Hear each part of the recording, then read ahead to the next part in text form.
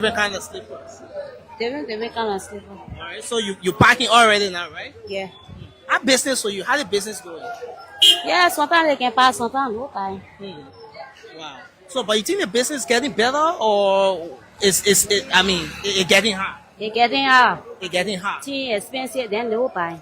What the main challenge that you the business people facing when you say things getting hard more than before? What the main challenge are you the business people facing? Because no buy. No buying. Yeah. So, if you were to recommend one thing that you want the government to do to improve your business, what would be that? Job. The Now everybody wants to sell some more. Like what to do, that what we sell. So you want the government to create job and things so that business people will be able to get other options. The buyers will be plenty, then they sell. Okay. So right now you think they sell out more than the buyer. Yes. So the government being in power for 2 years. You think the government doing well? Yeah. You think the 2 years that we've spent with the government, you think it's better than the previous government? I can say all now, but my brother, that it will our country, so we'll not get anything to see. If you were to grade the government here, they say from 0 to 100. You think how much you will get the government? I see you laughing now. From 0 to 100, if you were to grade the government here, based on all the things that the government doing, how much you will get the government? I know I'm all okay now. Well, they do well, but sometimes they can pass, so I can't complain. Sometimes no buying, but it's just like things press car. All right. Thank you, Yelma. What's your name again? Tita. Okay, Tita, thank you so much for talking to us. All right. Hello. How are you, Mama? What's your name? My name is Margaret. What are you selling here? I sell the slippers. Okay. The problem what I really get what I want to now. That is Chinese people now what you can be selling one pair.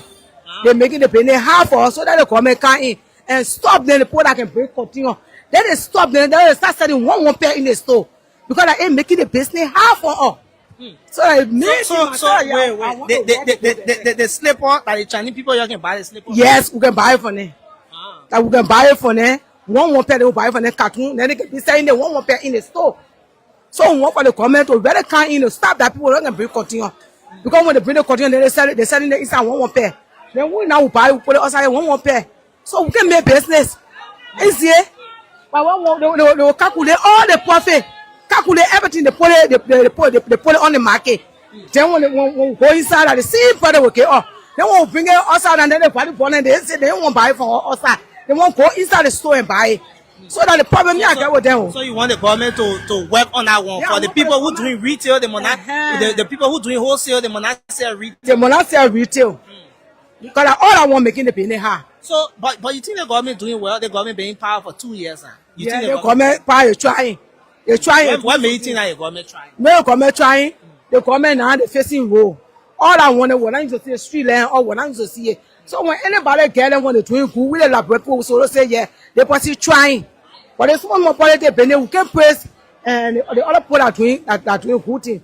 So that the problem I get to say. Any final message to your government? Maybe the president or anybody in government are listening to you now. Anything you get to tell them? Like the one I get to tell them one we're talking here because we buy here we living.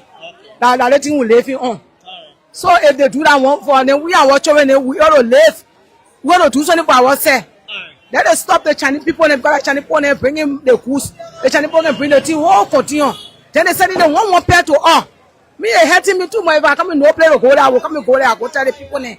Why if for a? All right, thank you so much. They can buy. They can buy all the go in the store. The people can buy them.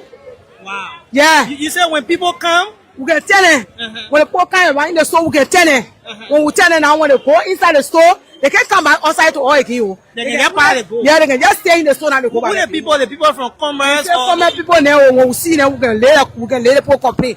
They can only go. The Chinese men are saying one pair will later complete the code. They register the people there with one pair. Wow. So that's all the PR. All right, thank you so much for talking to Smooth TV. Okay. All right, let's talk to that man. My man, how are you? What's your name? Yeah, I'm Benfolio Jabi Miram. My man, what you selling? I see you selling face care, different kind of care there. Yeah. How they call the other one? The one that can go. Can go. Yeah. But how the business going with you? Yeah, the business a little bit out, bro. None things difficult. Yeah, things are very difficult. But why you think things are difficult? Yeah, I don't know. Maybe it's due to the policy of the government. the high taxes that they pose on the people for the import in the country. Maybe that's the reason, because even in the store when we go back, the prices there almost that they sit in the street, because when they put in the street, we go sell in the street, the same business or money that we can tell the people that the same money that they put in the store can call. So no profit for us. Yeah, so we even know how to do. Maybe they think I buy it in $50. So for example, let's see how much you can buy it. This I can buy it about $5.50. And then maybe when you sell it, like how much profit you can get on it. Yeah, I sell it about $850, $800 sometimes. The people will say they get $700, $600. I'll be like, maybe $50 profit. I will just get over it, and then to just get my daily bread and all, I'll go home. Yeah. But what do you think the government needs to do to improve the business that you people do? Yeah, we need the government to work hard to really see how well they can tend to the business center. Yeah, to see how well they can lower the taxes on the business people, so that they can lower the prices. Yeah, so that we get more customers to come and buy from us. But you think the government doing well? The government been in power for 2 years now. What you make of the performance of this government for 2 years now? Yeah, the performance it's just in the center. It's not actually. It's not low, it's not high. Yeah, it's just in the center, because sometimes we find difficulty in some sectors, and we see a little bit excellence in some sectors. What are some sectors you think the government doing well in? Yeah, like the criminal rate. Yeah, we can see it a little bit lower as compared to the past government. Okay. Yeah, but then when we come to the business center, we understand that things are very difficult. Yeah, with the business people, and then things are not going well concerning about money issue. Yeah, in the whole country. When you say money issue, what do you mean? Yeah, if I say money issue, like even to working areas, people who are cutting contracts. Yeah, in some factories and other things. Yeah, our brother them real spending and selling in the country for money penny. Yeah, so to get the money in the country is very difficult with our people. Yeah. All right, thank you. Any final message you get to give to your government? Yeah, I really want my government to really improve. Let them really feel sorry for the people. Yeah, let us see how well they can really put in good policy in order for their people to benefit. Yeah, not for the government to benefit, but for the citizens to benefit. Well, so, thank you for talking to Spoon TV. Yeah, thank you so much. All right, okay. So let's see if we can talk to the business woman here. How you doing, Mama? What's your name? My name Patricia. Okay. Patricia, how the business for you? I can say bad, I can say good, because I can find my terrible everything. Okay. So but business getting better than what it used to be before? No. So you're getting high? Everything getting high. Sometimes you will come, they will buy 1 pair, 2 pair. Reason being is the way we buy in the market from the people, the store owners, they can sell the market 1 pair to the people that's not can be buying from us to go be selling. So it's suppressing our business. It's making our business not going. Wow. The way we buying from them 15 pair of slipper for $60. And that 15 pair will come outside, we sell it for $8.50. How much we getting from out of it? So the way we buying it from them, and every day we can buy from them. So we're not expecting them to be selling it. The same way we're selling it 1 for them to be selling it to the people 1. It's suppressing us and making us, we get family, we get children, we get other people to take care of. And it's suppressing us, children, school fee, everything. Then sometimes we can't do business. But you think the government doing well? No, the government not doing well. Why you think the government not doing well? The reason I say the government not doing well is that they sort of interfere for all implemented things. Example, we appreciate them. The only work what they're doing so far to take so-called name from on street. And the only work what they're doing, what we better see, yes, we say, yeah, the government doing well. But the way they're doing, I want to, when they come to do the other one for us, especially our business, that the business can do everything for us. So they need to intervene in our case for our business to see how best to move. And the final message you get to to give to the government? Any final thing you want to say to the government? Yes, we appealing to the government. I personally appealing to the government to see how best they can, because I know they can discuss with the BB business people. So let they go in a cover the same place they can go to discuss. Let they go there and let they put stop to the way they behaving to us. Because we're spending money and we need to receive back. From 0 to 100, what the grade you give to the government based on the government performance for 2 years? 0 over 0. 0 or 100? 0, 0. You think? But some people say the government building road, they putting light poles all around the place, but you still get the government 0? Yeah, me say I even sleeping in current. Because on that current get in my community. All right, thank you for talking to Spoon TV. All right, so yes, let's see if we can go. You want to talk to us? How are you, man? What's your name? My name is Annie Derek. Okay, so how are you today? You selling here, right? Yes. How the business with you? We tell God thank you, but the business not easy. But why you think the business not easy? Because why? Even we say no, how the country looking now, the country is very hard. Yeah. When we buy $50 market now, we looking for $750. The $750, the people that coming back from outside the baking. Sometimes when you go look at it, that the business, it go down. We that get 2, 3 children, no man, nothing. When we come, we get our little ladder. The price that outside the rate is different. The one that in the store is different. Special about the fuller. The fuller people, they will say 150 market to you. But when they tell you 150, you go check it in Liberty, it will be about 150. When we pay 150 market also, we 40 for 10. But at 10 before we get it, it can take more. It's not easy. So we really want the government to help us. Because what? The country is not easy, Papa. We get our children. They got to go to school. They got to eat. They be crying on you. We get nowhere to take money. We right here with us. So we tell the president that you really to do something for the country here for us. The government being in power for 2 years now. You think the Yes. government doing well? Yeah, what I like. What's on the era that you think the government doing well, and what's on the era you think they're not doing what well? the president doing now? Because what we cry when horse pointing, they say, oh, the other place here they pointing no way for car to enter. All the alley name he open, there's some people there they getting first. But for me, I like it. You like the way they opening alley, breaking some horses. I like it. So, but Yeah, some people well- crying. Then they cry because I myself I want to know I own the government property, and next government will be in power. They will not do it. That one will kind of do it.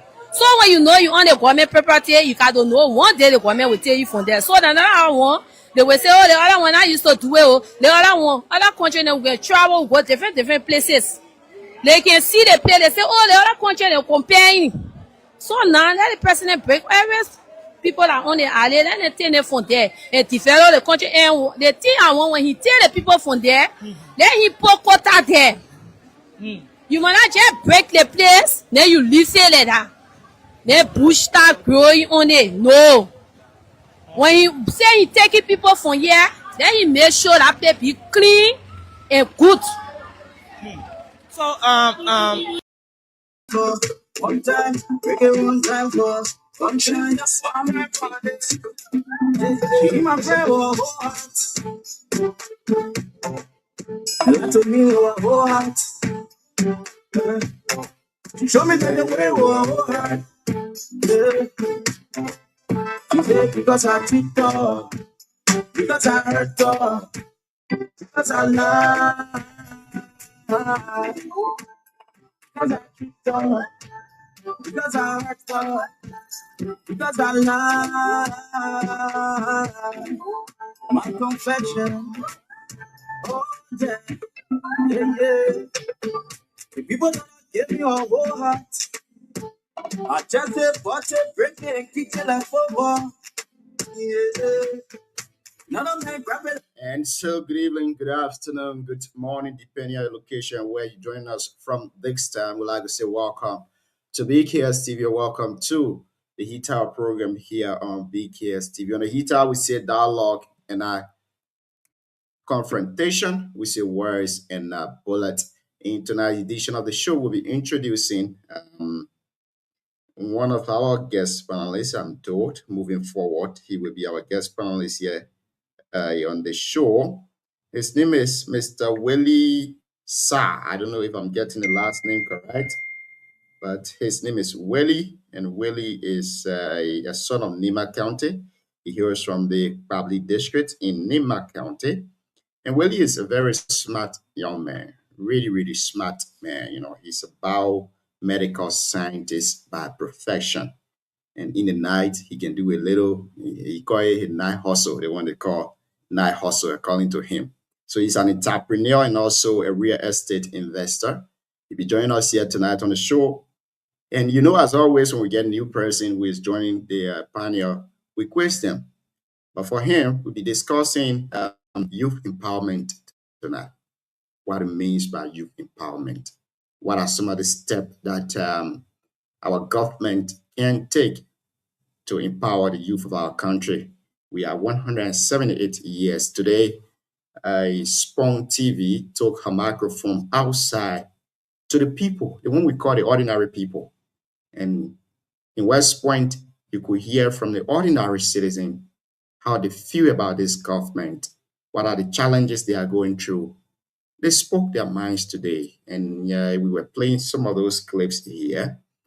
Mr. Will is in the back already. Hopefully, we're going to bring him on very shortly. But let's try to hear you in the comment section. It's Saturday, man. What are you doing on a Saturday? How is it from your end? Tell us in the comment section where you're watching us from.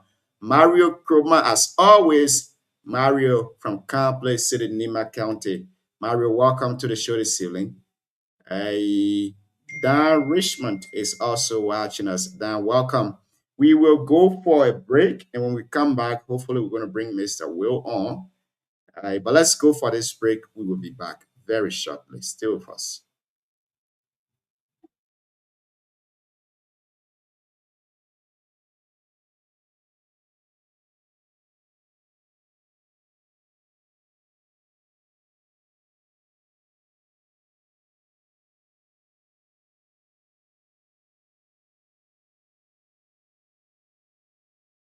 Market also, we not know how to sell it. We are in the market too. We not together because me na here what they when they buy for me I selling they want 250. I will want drop it too for my children tomorrow for them to eat.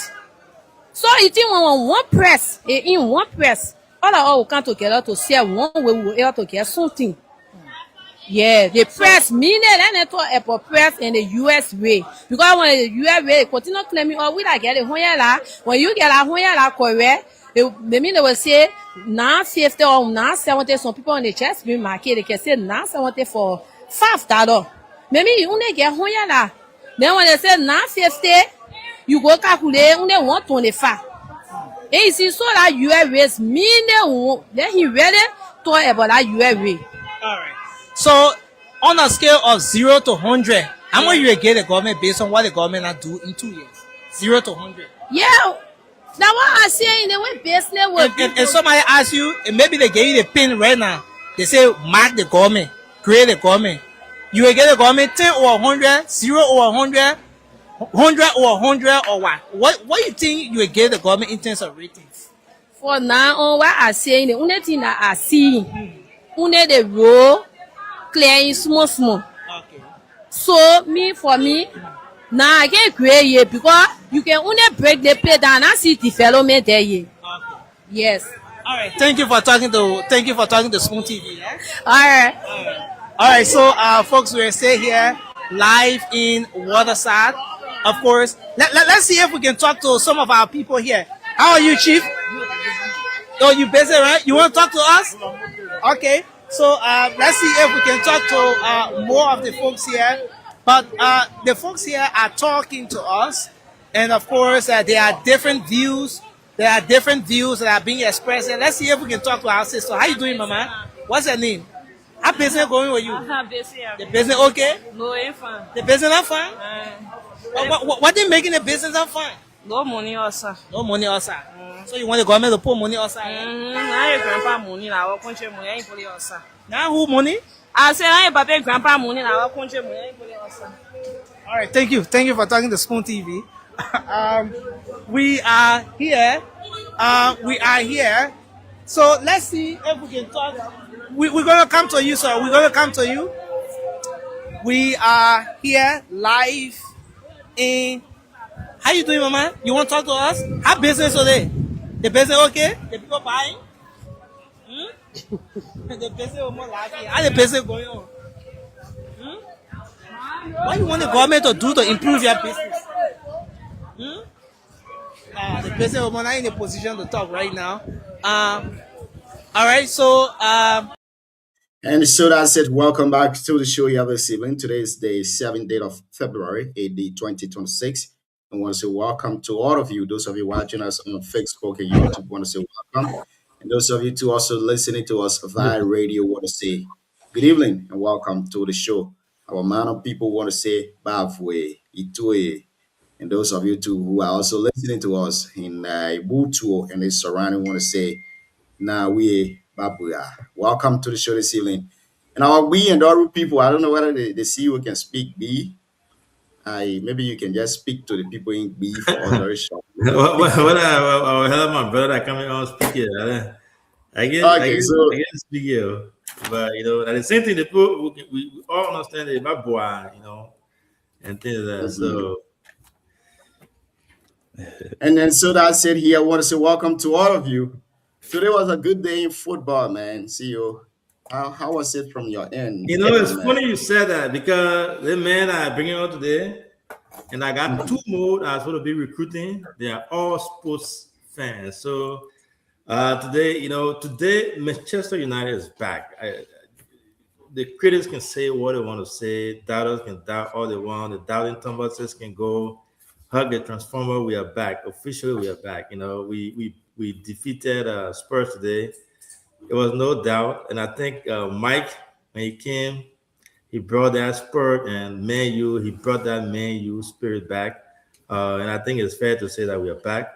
I was talking to someone today. I told him, I said, it's guaranteed we're going to finish in the 4th place. We'll play Champions League, and we'll look forward to next season for the title race. But someone wrote certain thing that said if they have fired the guy we had there 2 months prior to bring on Mike, we would have been a title contender. But, it is what it is. Man U's back. Welcome to the show, my brother. Willie, you can tell that. You can see the smile. I'm smiling from jaw to jaw. I'm your own brother. Sam, also welcome to the show.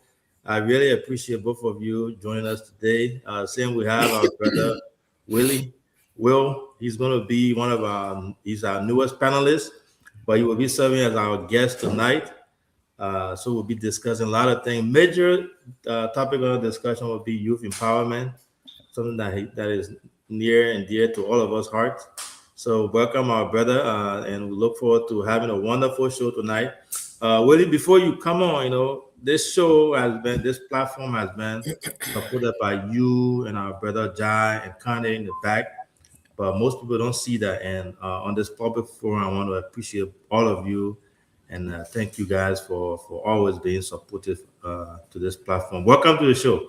Yes, sir. Yes, sir. Thank you. Thank you. Can you guys hear me? I just want to verify quickly. Yes, sir. We'll hear you loud and clear. All right. All right. Hello, everybody.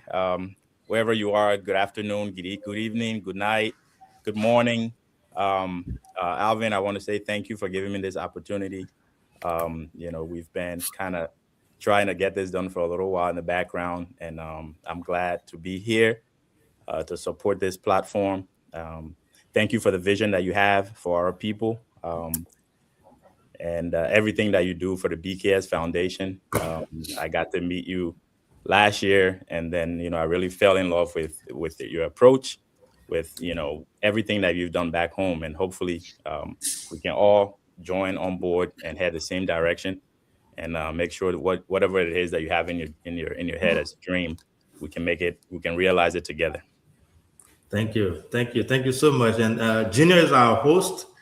So in as much as it's tempting to just take over and start, having discussion, if I do that, it will be conversation between us, and I don't want to have that happen. So I'll have him take over the show. Yep. And Junior, I'm going to sit back and let you do your thing.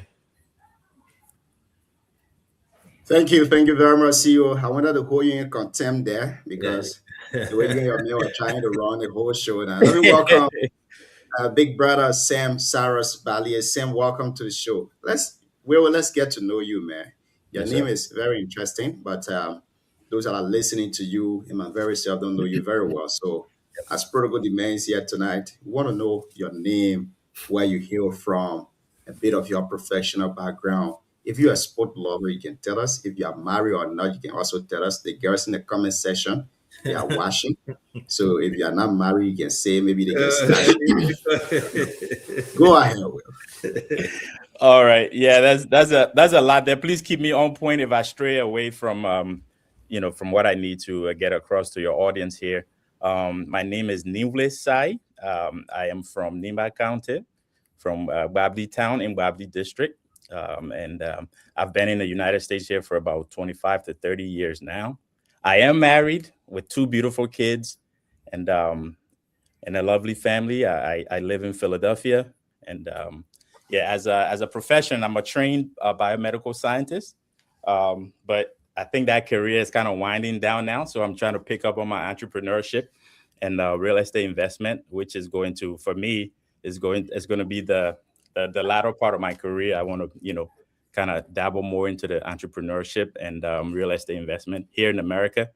And then that will hopefully allow me to go back to Liberia and do some of the work that I want to do there for my people, Nimba County locally and also Liberia on a national level. I am a sports lover. If you didn't know, the Philadelphia County meet that we have here, I'm the coach for Nimba County, and we are 2-time defending champion. We're going to for a third championship in a row this summer, and hopefully we can have an affiliate here that can kind of broadcast that on the BKS platform too for our people in Liberia, because I was following the county meet here exclusively on the channel here, and I was really well impressed on how everything came across. But for European football, I'm a Blues for life. I support Chelsea, and that's. I'm sorry, but yeah. I mean, you support the greatest team in the world. I don't know what people will say about that, but that's the whole show now. Yeah, that's the greatest team in the world, and I can assure you tonight you're going to be really safe here. Nobody will hit you with all the hard questions. But I tried going through your Facebook page. Yep. I realized that you're a big fan of the NFL football. Yep. And as football demand, you guys will be having the Super Bowl on the 9th. So let me ask 2 of you across the board, which one of the team you will be supporting as you guys play the Super Bowl? Is it New England Patriots and the Patriots? The Patriots and which team again? The Seahawks. Yeah. Okay, great. So CEO, let's hear you. Which one of these guys are you supporting? So those that live in the States here to know, we're from the Midwest, especially from Indiana. We can't stand those guys from New England. So I'm going all the way with Seattle Seahawks, and I think they'll win it all this year. Yeah. Okay, yeah. great. So during the season, I adopted the New England Patriots because of my brother Connie. He is a diehard supporter. So I told him if my team doesn't make it, I was going to hop on their bandwagon. So I'll be rooting for the Patriots tomorrow. That's great. See, the man is always on the opposite side. Let's see what Sam got to see it tonight, because they really, man. Fucking time for us. But Will, let me gladly welcome you to the show. It's beautiful to have young men like you on the show as well, joining the team. You are welcome, and we look forward working with you in days and weeks, years to come. When it comes to, I'm just an opposite of everything. I think when people go in for the big one, I go for the small one. So my team is playing tomorrow. I'm a Crystal Palace fan, so I know you're shaking your head now. Different thing, man. Bringing different thing over Crystal Palace fan. we have we are so most of our players this season. We're looking forward to getting some new players on our team. We were doing well. We were on the top five, but now we're dropping. But I think we're gonna be coming back up. So when it comes to the football, I'm a Packers fan, but my team has been down lately now. I'm looking forward to seeing maybe we're gonna have more players on board. But you guys live here, you know our history. We've been doing well. Packers have been one of the a stronger team among all the MVP. When Brett Favre was still playing. Yeah, so that's my team. But as for right now, we're looking forward to seeing who will carry the cup this year, the trophy. So it's good to be back to see all of you. Welcome to the show, Mr. Sam, and welcome, Will. Welcome, CEO. I would want us to take this break, but before we do that, Will, Mr. Sam, I think your team is going for eradication this season. You guys, It's not possible. It's not possible. Let me get that let me tell you, let me let you know that your team is going for relegation this. Oh my God, Junior, just So- like that. I know this will be more of a conversation, and Will is with us for I don't know how long.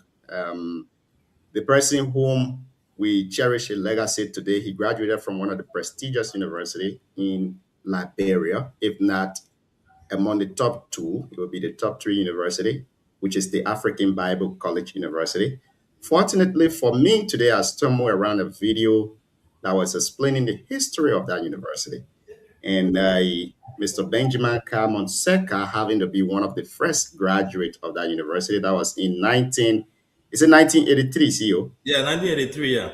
1983. And I just want to say this, we have a lot of people watching us. Folks in Liberia, especially the young people, can take news of that university. They can go there. It's a really good university in a very isolated area that is good for learning. So I want us to play this video as we remember him tonight on the show. I know he's already given me the mantle of authority, so I can quiz you guys here tonight on the show across the board. But let's take a break with African Bible College University. We'll be back very shortly. Still with us.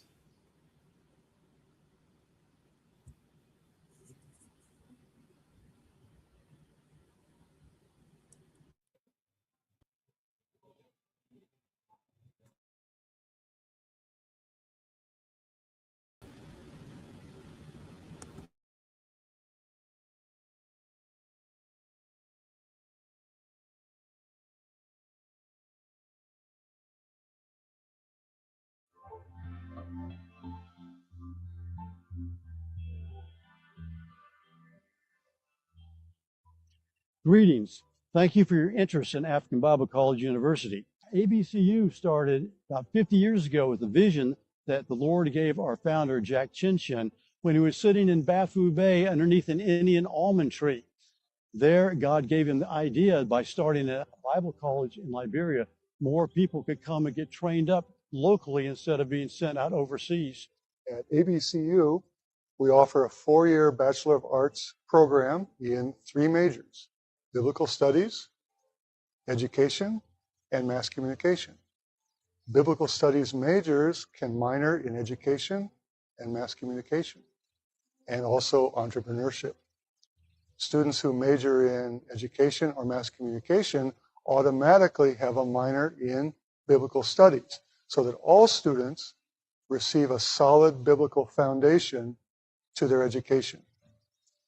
We currently have a minor in entrepreneurship, but we're working at upgrading that.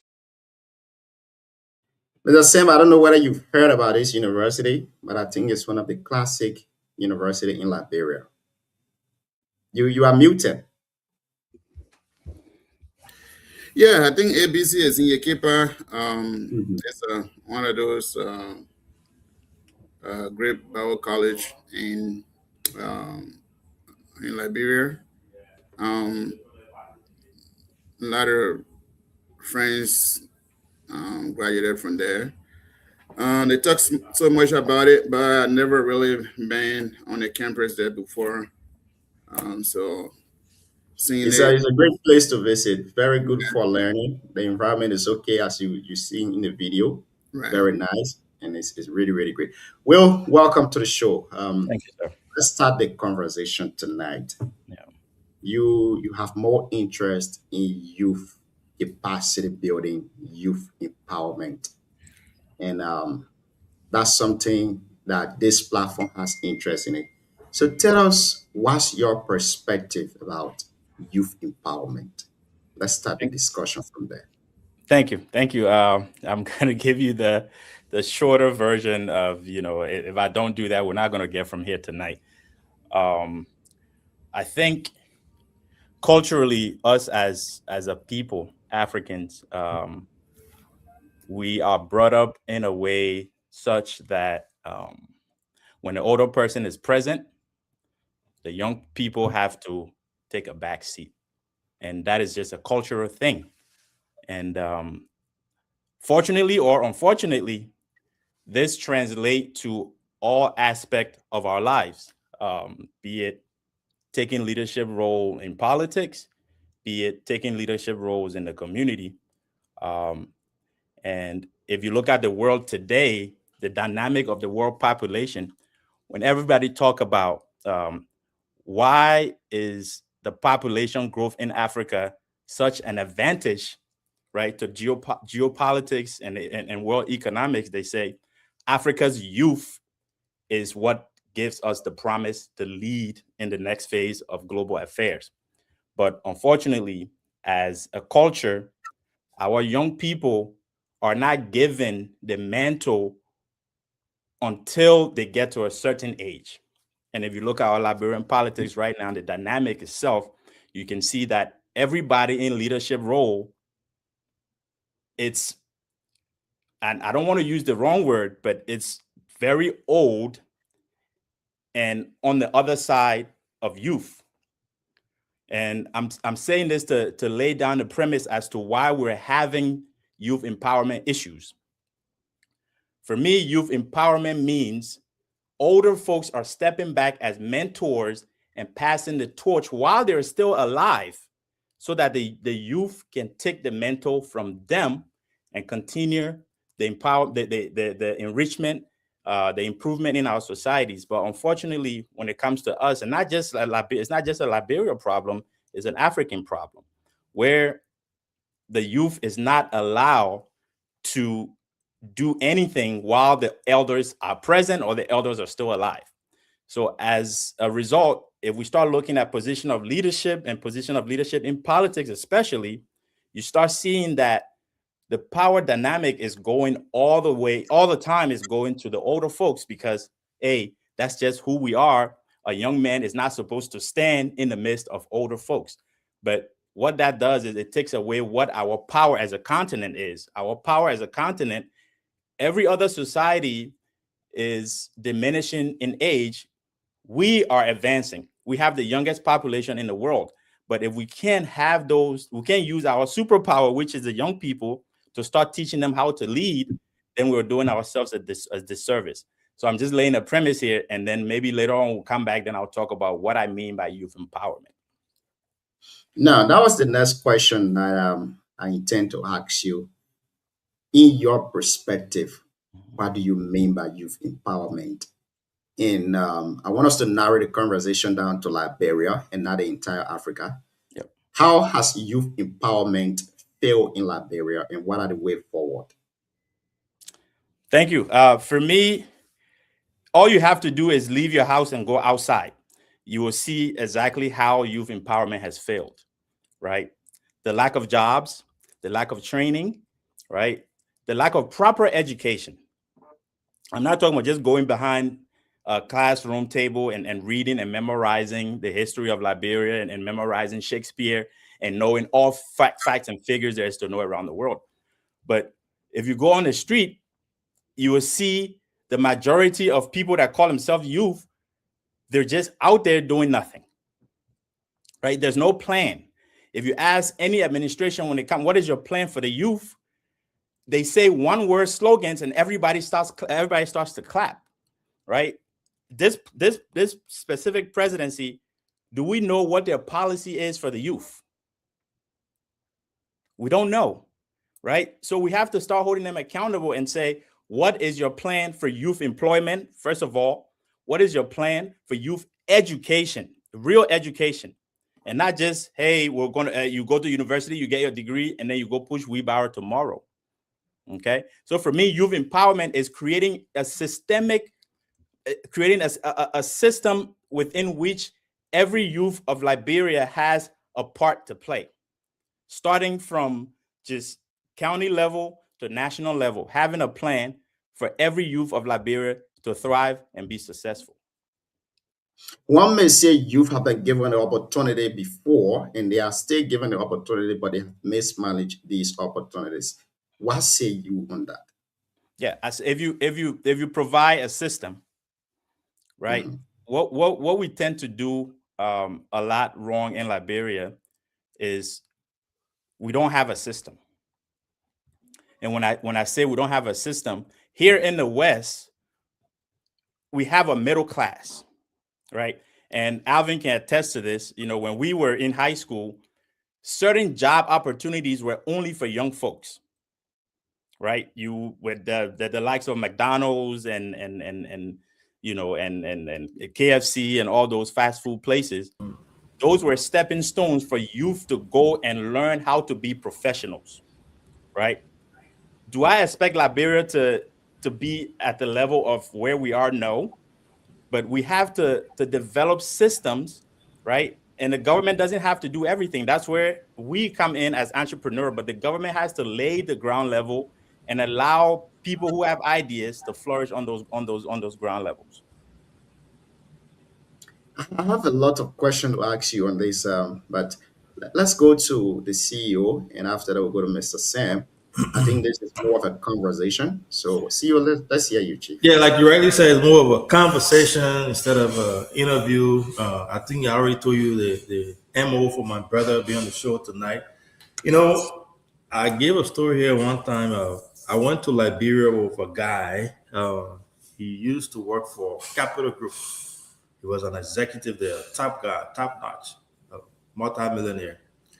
This guy is just a high school graduate. He and I went to Liberia on one of my mission trips. And when we got there, you know, BKS was founded.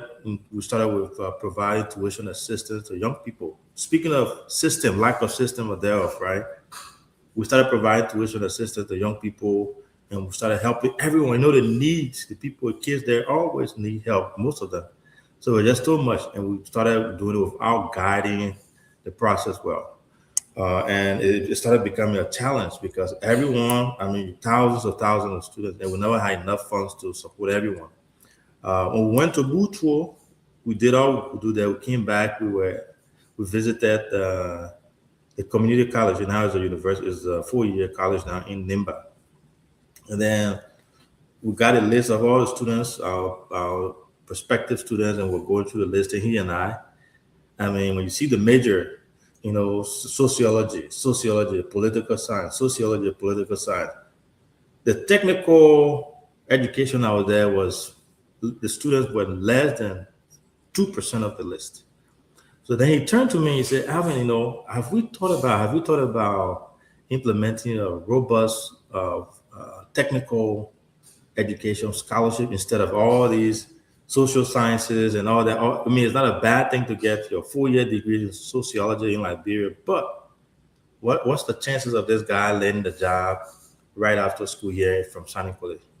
And then, so basically he brought that idea, implemented in terms of how important technical education and vocational school. You and I know, all of us, Sam, everyone on here knows the importance of vocational school, but in Liberia it's the complete opposite, right?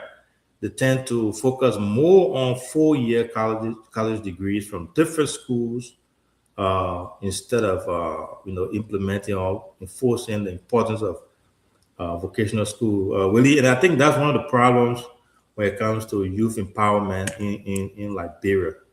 And I'll put this to you: do you think that it is on the government's shoulder to really enforce this, right? Put more emphasis on vocational school. Give the students more incentive because you got to incentivize this, right? If you see a generation who wake up, we see the only people who are striving in our society are politicians. When I go to school, or my son goes to school, he want to become a politician too, right? See, entrepreneur, doing well, they want to do the same thing. So there's less focus on the vocational school and young people empowerment. Everyone is just going to school, get your 4-year degree in political science, go to UL, sing Jose behind those politicians, and then you will land a job. Well, what's your take on that? Yeah, man. I think you you hit the nail on the head, my man. The reason we want to educate ourselves is not just so we can recite and say we know book, right? If you're going to school, you're going to school so that financially you can come out on the other end and be better for you, your family, and your community. But unfortunately, I think when it comes to certain aspect in Liberia, it doesn't matter what happens. You just go to school, you get 2 or 3 degrees, and you end up right where you started, if not even delayed. So what you're saying is it's right. You just hit the nail on the head. Everybody wants to go to school, but what are you doing with what you're learning in school, right? I've seen people that are physicists in Liberia that go to get a physics degree, to get a chemistry degree. But what is that chemistry degree or that physics degree doing to A, better you, or B, better your society, right? What we need, like you said, and that's neglected, are the trades, right? And I don't think that's on the government. We have to create, as a private sector, the need for skilled labor so that anybody that, if you go to school and get your master's in sociology, and I'm a plumber and I'm making more money than you, guess what's going to happen?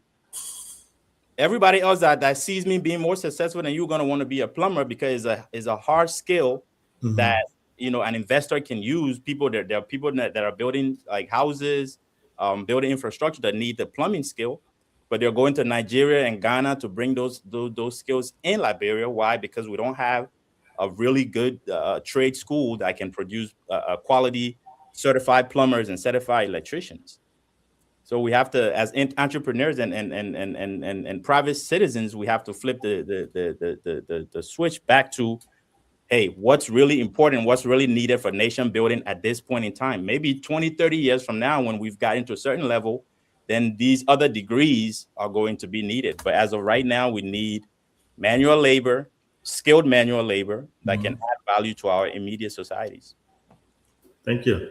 Yeah, we got more. We'll let the other folks speak, and then we can continue from there. Mr. Sam Cyrus, value welcome. Let's hear you, Chief.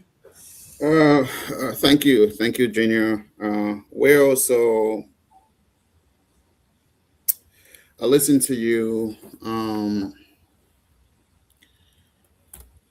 but I think it seems to me like you have a good vision, but you intend to go to Liberia soon after being in the United States for over 25 years. You intend to go to Liberia soon to see how to do an assessment and see the population of our people. Because I don't know how you're going to do it. The fact that the country is pretty much charged politically. Almost everyone believes that the way forward in Liberia is politics. Many of our youth that you are referring to are pretty much into politics, and even going to school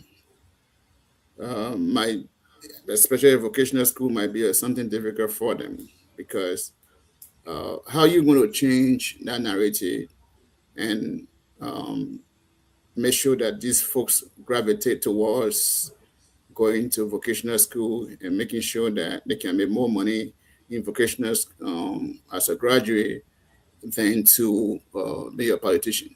Yeah, Sam, let me ask you this. So let's flip it to you, right? Because we're having conversation here. Let's flip it to you. You are Liberian. What's your take on youth empowerment in Liberia? Well, no, let's listen to our guest first. Wait a second. So it's a guest on the show. No, I'll answer him, and then we'll flip it back to him. Okay, let you answer them. I will give you my take on that. Okay. Before we do that, though, I don't know if you know that I told you that he's going to be one of our panelists. No, we're introducing. But today we're hosting him as a guest, isn't it? We're hosting as a guest. It's a right of passage. It's okay. Okay, go ahead. It's okay. Thank you, my brother, Sam. Yeah, to answer your question, I do intend to yes, go back on ground and see. You know, I've been away for a while, but being physically removed doesn't mean that I don't have my ears to the ground and know, you know, how everything goes there. But I don't want to be one of these guys to just say I'm going just because I want to go. I have to strategize on how I'm going, and that's going to happen. Hopefully, by God's grace, it's going to happen this year. To your question about how do we tip the scale from the youth being politics driven to manual skills, professional skills driven, it's very easy. I mean, theoretically, it's very easy. Everybody wants money. The reason people want to be in politics is because they want to be wealthy. That's the bottom line. They want power and they want wealth. And money is money. Whether you're getting it from politics or you're getting it from investments or you're getting it from entrepreneurship, money is money. So if we start building an infrastructure where people who are not, quote unquote, PhD holders are being successful, while those who are waiting to get in the government employee line are still there, human beings, people are going to see it. People are going to see it. If I'm in Nima County, I've never been to Monrovia, I've never been to, I'm not a representative, I'm not in politics, and I'm thriving, and you want to go to Monrovia and get your degree from LU and stand in line and wait for the next representative seat, and you have to come to me to borrow money, in your own head, something's going to register. What's going on here?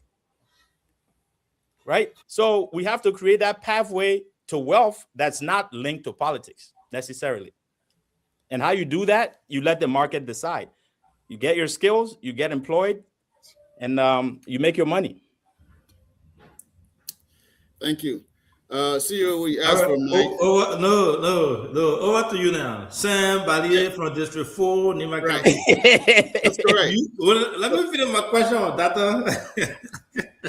So, on a serious note, though, this is an all hands on deck approach thing that we all have to tackle.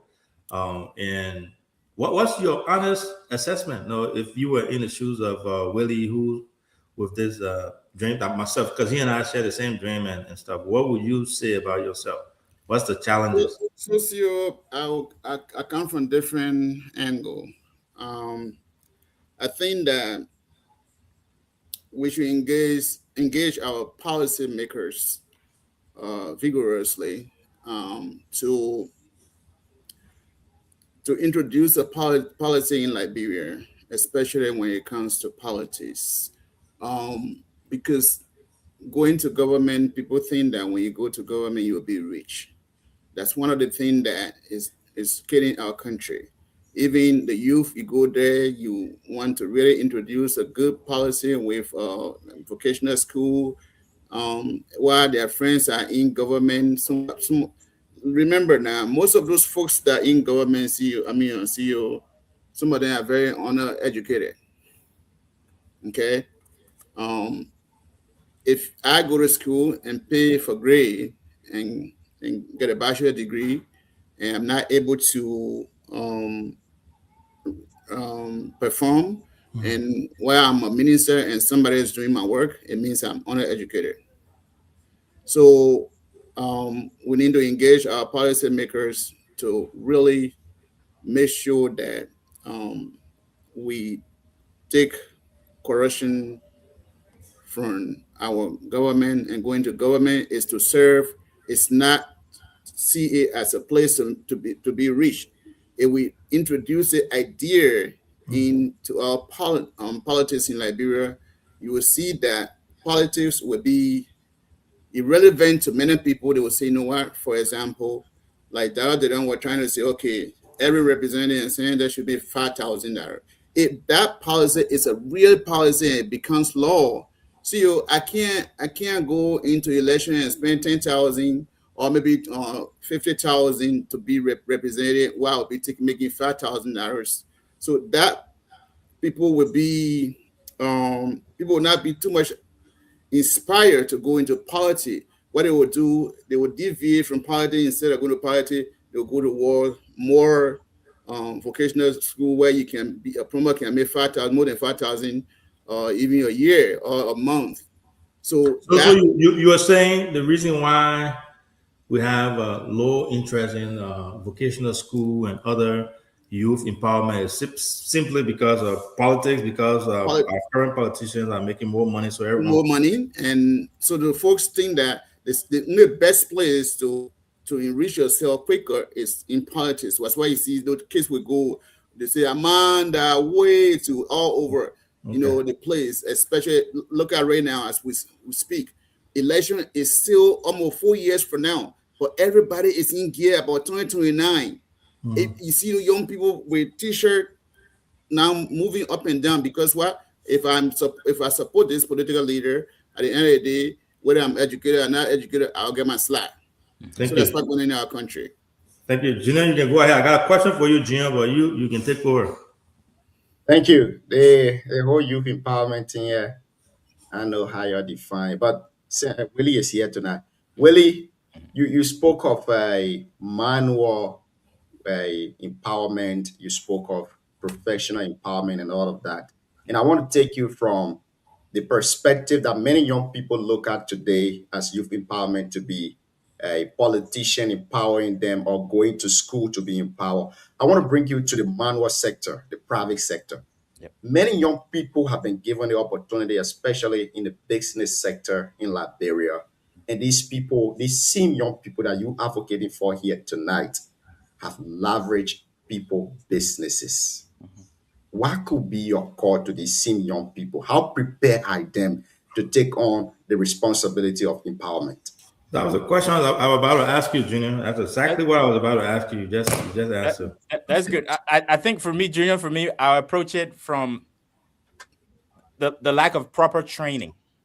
And I was talking to a friend who's a business owner in Liberia recently, running a hospitality business where people go there, they eat, and they expect tip-top customer service.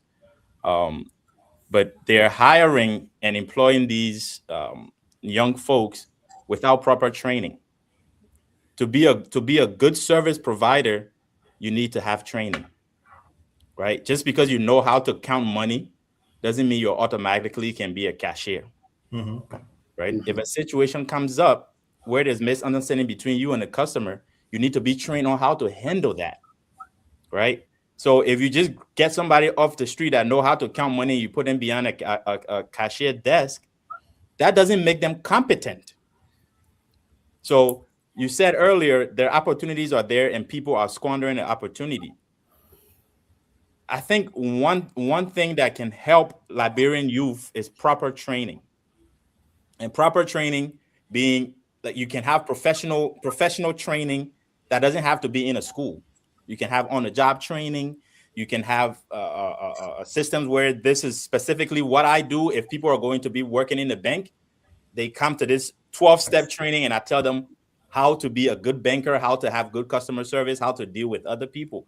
I haven't been to Liberia lately, but folks that go to Liberia and come back, and I ask them how, even from the airport, from the jump, when they get off the plane, the customer service, people are expecting them to do X, Y, Z. That's not professional. Are those people having a yearly training on how to handle either tourists or people coming in the airport?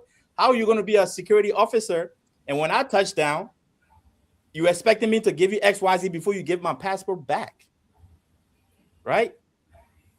That's not that is just unheard of. So we need to put those training programs in place and tell the people what's expected. Is it going to solve all of the issues? No, but I think if we do that, we're going to see some progress. So No. to add to that, Will, Junior, let me help a little bit too. To add to that, it's true. One of the things that we lack out in Liberia is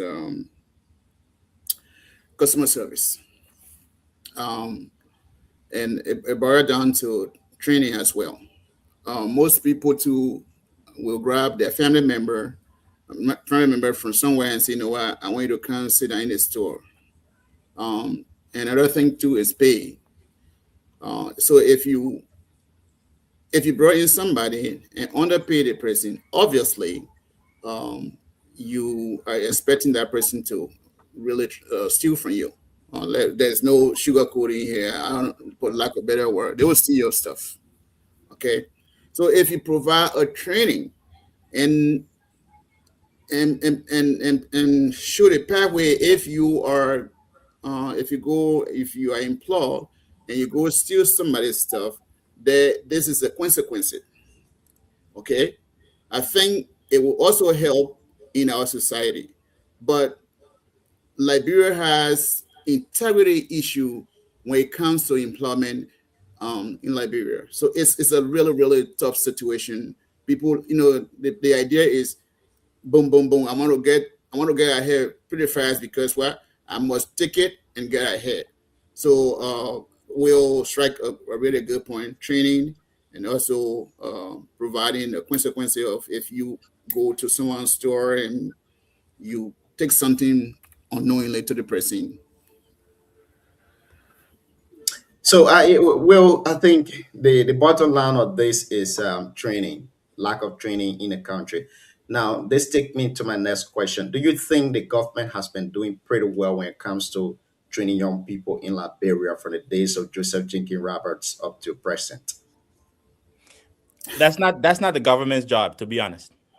It's not the government's job. And that's some of the issues that we have in Liberia is we tend to fall back by default on everything has to be solved or implemented by the government. If I own a hotel and I'm hiring staff for the hotel and I don't train them on proper customer service, that has nothing to do with the government.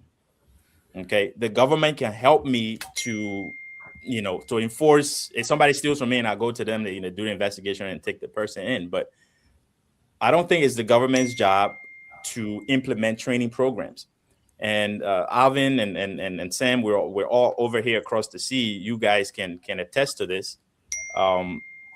Before you go to any job, right? After you're hired, there's a period of time where you're trained, right, on how to execute your job, not just for yourself, but for the business, for the customer, and for the business entity itself. So I think, and naturally, this is going to happen.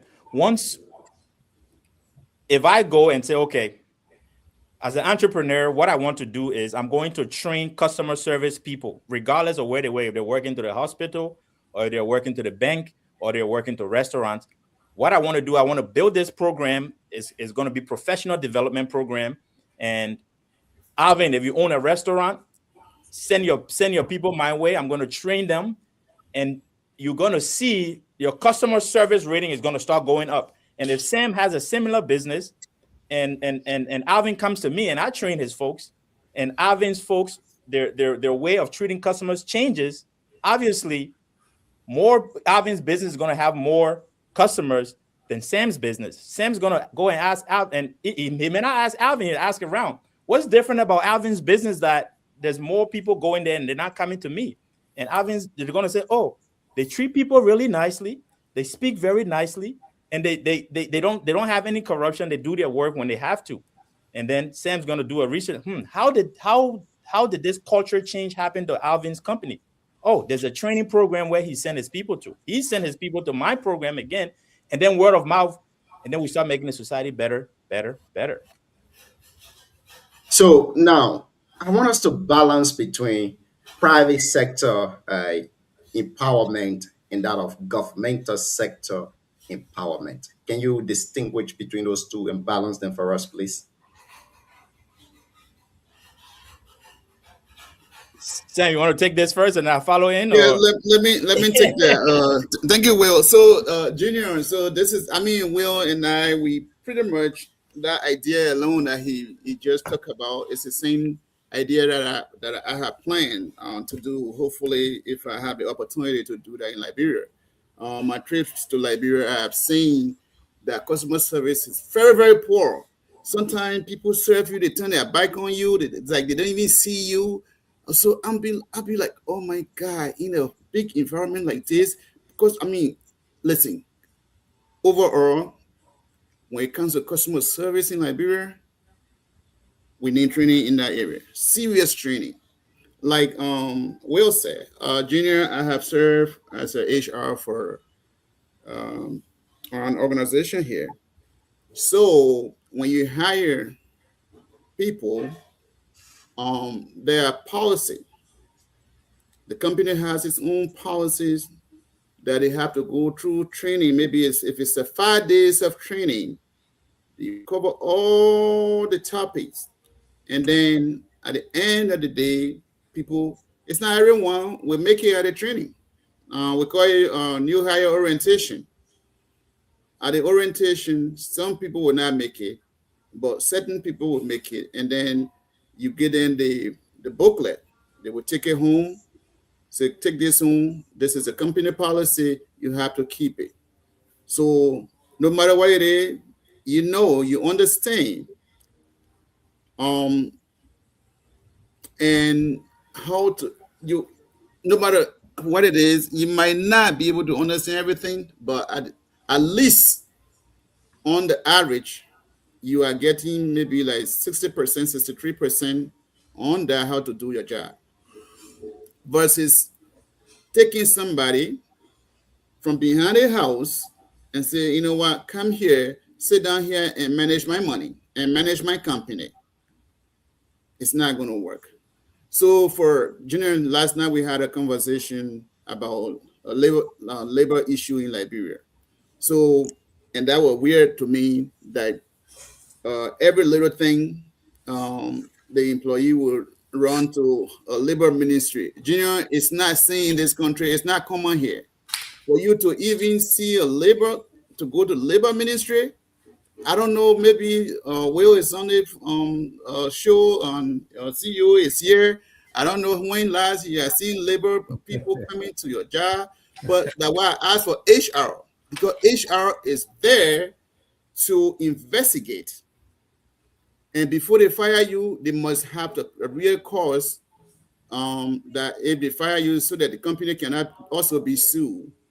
So it's very difficult to even see a labor commissioner or labor person to come to your job. So these are things that we need in Liberia. Listen, all these things are on the book in Liberia, Junior, but the implementation is lack of implementation in Liberia that we are facing this situation with, even in government.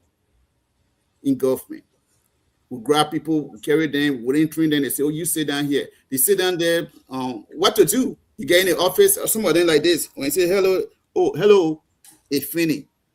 Front desk. I went to Ministry of Youth and Sport one time. I enter the front desk person. I say hello, hello. She's saying that she's not even asking nothing.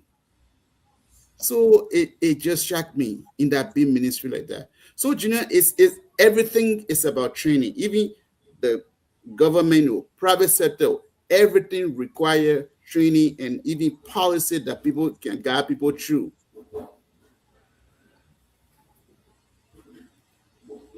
Junior, before you go to your next question, can I ask you something, please? If you asked 100 high school seniors, and you had them in a room and you asked them genuinely what do they want to be, in Liberia, what would you say the majority of the answer is going to be? Doctors, engineers, lawyers, etc. And geologists, they got the geologist stuff at UL. There's a big thing now in Liberia. I don't know if because of the mining companies we have there, but there has been surge in the geological field of late, the past few years. Okay, so doctors, lawyers, geologists. What else did you say, Junior? Engineers. Engineers. But I think the ratio, the highest ratio in Liberia, will have to do with nurses, doctors, lawyers. Most kids will say lawyers. They want to be doctors. They want to be pilots. That's their dream. Okay. If you ask high school kids. Okay, and as being where you are and what you know, if you had to rank what's needed right now to make Liberia the community a success, what would be your rank of what's needed profession-wise? What's needed from the top to the bottom? But we are strong. So you tell me what you got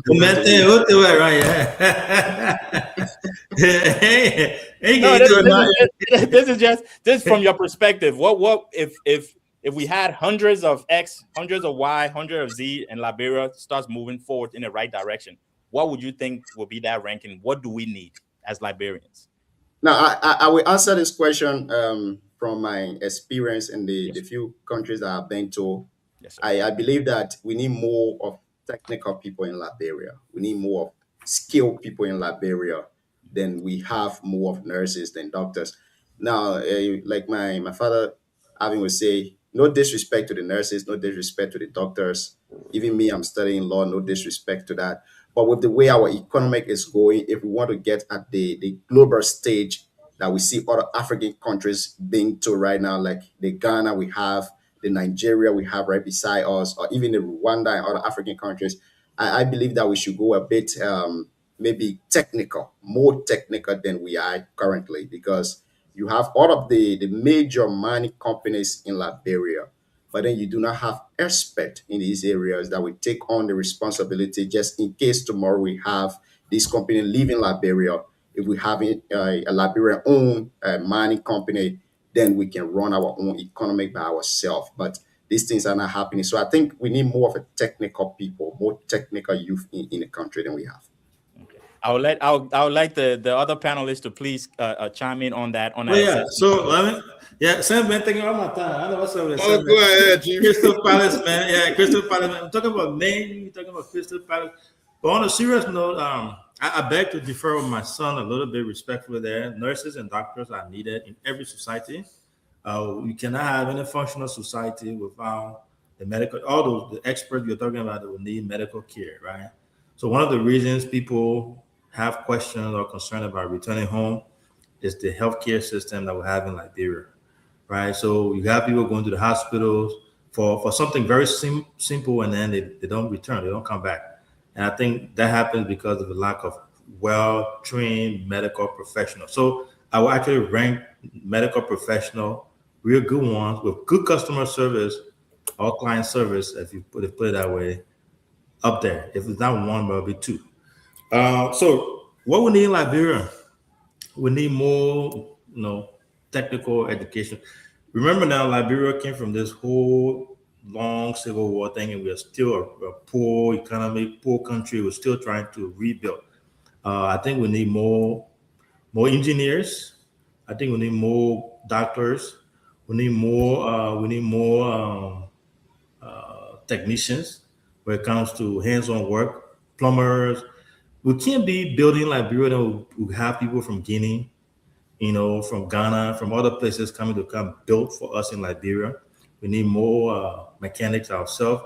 We can't have Lebanese people importing, car materials from outside the country, from China and stuff, and then bring them and we'll go there. I think the top garage they have in Liberia, I think Uptown Garage and all those stuff are all owned by, people from different countries. We need more Liberia-made entrepreneurs like us, right? People who are doing businesses in Liberia, who are from Liberia. We need more of that. We need more farmers. When I say farmers, I'm not talking about, someone said in Monrovia, I got 100 acres in Bakulu, and then what do you call it? They can do a farm, palm, no, that's not what I'm talking about. You know, I have a friend of mine. You probably seen on Facebook. They call him Edmonds Eze. He's doing a really good job in Liberia. He has his farm. It's called Big Ball Farm, and he's making changes. He's doing a lot of good things there. So we need real good farmers from Liberia. Willie, you'll surprise you. I don't know if you still remember this, but back in the days, our people used to produce food from Nimba, right? And then we will go there for vacation. We'll come back. We bring plantain.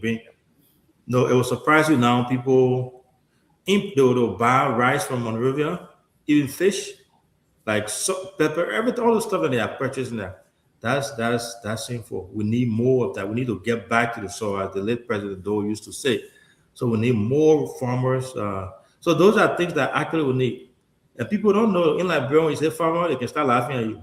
And you and I know farmers in America are the big dudes, right? The big guys, the rich guys. So if I were to rank that, exactly that's what I would say. And I think not to even inject politics in it. I think that where our leaders have failed us in the past, and I think they need to reawaken that and put more emphasis on that. So I'll go the medical practitioner, farmers, engineers, technicians, plumbers, carpenters, all those type of work. That's what I would recommend. So Mr. Sam, before you come in, I agree with what my papa say. We need doctors. We need more of doctors. But do we really need them right now like we need other people in the country? I would say no. We have them. We have doctors, but the facility are not there. It will surprise you to know that folks that have graduated with these scientific degrees and gone back to Liberia, with all of the experiences they have from India and other places, the young people go back, there is no facility for them. So we need more of the technical people. For me, the doctors are there, no disrespect to them, we need them, but I believe that on the overall right now, if we want to build an economy that will be as compared to other African countries, we need more of technical people like maybe construction engineers, we need mining engineers, because these are sectors that I believe will boost the Liberian economy, that we'll be able to pay these doctors from, to pay these lawyers from, but we don't have them. Liberia, it's very few. That's my take on that. So Junior, let me defer a little bit with you on that. And that's the point of the show, folks. If you just joining us here tonight, welcome. That's the Heat Hour. On the Heat Hour, we say dialogue. In our confrontation, we say words and our bullets.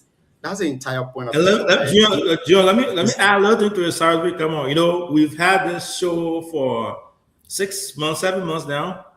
I would say this is one of the few that we've had that is more conversational, more conversational. We get a lot of educational show, but this is a little different, right? Because it's not the politics that people are always used to. And I can tell you that the followers are following, from the back. I've been viewing, and it's very impressive. Yeah. So Sam, go ahead.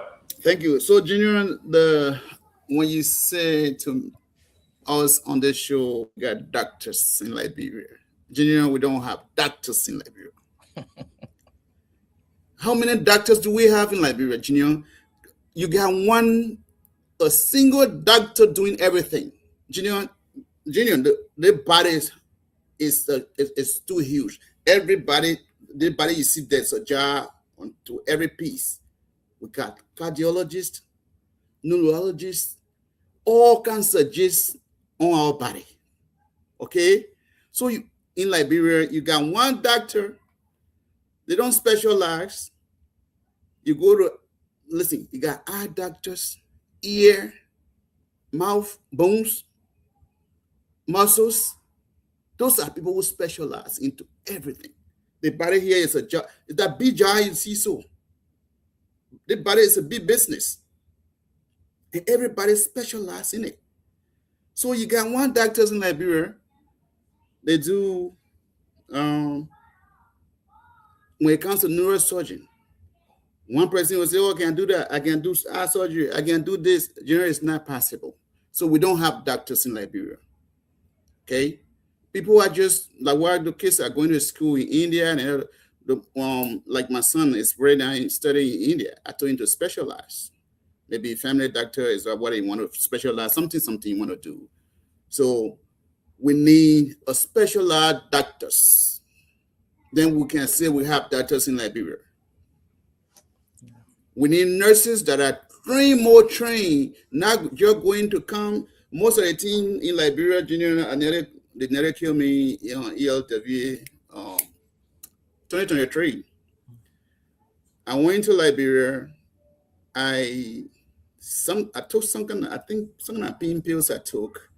And then I went and told Tylenol, some drug interaction. My whole brain was just shaking and I couldn't see. They took me into ELW. Just to stabilize that whole thing, the guy just, before even you put the IV, you got to stabilize the whole thing. The guy just left the thing like that, put it in my vein. Wow! I went blank. I told my friend that carried me, I said, I'm dying. This guy killing me. It took almost 5 minutes before I could even come to myself. Okay. And I told him, sir, what did he put inside? Bring the stuff, let me look at it. He brought it. From my little knowledge, I said, what? You should have diluted this. Did you dilute it? He said, oh no, I forgot. Huh? So, Junior, we do not have doctors until we can get specialized doctors and specialized nurses. Those nurses, most of them are specialized. Then we can say, yes, Liberia, we can boast about having doctors. But at this point, it's not, it's all over the place. No, I will defer you a little bit there. Even though we don't have enough doctors, but we do have. Not really just sitting and looking at you guys. Yeah, no, Willie will come in there. No. We have doctors, so to come on here and discredit all the doctors and generalize it would be disservice to the platform and also disservice to our folks who are trained, who are making sacrifices, who are working tirelessly to make things happen. Unfortunately, sadly, you had that experience, but I don't think it sweeps across the board. We do have well-trained doctors over there that I know of, a lot of them. But for me, like I said, the ratio, the population, I don't have. I forgot the numbers. We just need more doctors, but we do have doctors there. They are just not enough. But Willie, over to you. Yeah. So my goal for asking this question actually was not to get a specific answer. I'm going to use this as a premise to lead somewhere else. You'll see how the three of you came and none of you said we need more politicians. Right? Mm-hmm. Junior, when I asked you first, what do you think kids want to be? And you said engineers and XYZ. And I said, what do you think we need? We went around the board and nobody said we need more politicians. Right? So that's one thing that we know that we don't need is more politicians. Mm-hmm. Right? Mm-hmm. What do we need? Be it doctors, be it when it comes to junior technical people, when it comes to you, Alvin, just good doctors, farmers, and Sam, when it comes to you, doctors as well. Now, we know what we want now. We have the next question we should ask ourselves, is our education system in a place to produce what we want? Right? If you go to our schools and all of the institutions that are molding youth for the future, are they molding what we need or what we want? Or are they molding what the youth aspiration of politics is? So that's where there's a disconnect. What we need is not what we're producing, mm-hmm. be it food-wise, be it technical skill-wise, be it expertise. What we need is not what we're producing. So until we bridge that gap and say, listen, everybody stop. Let's do this backwards.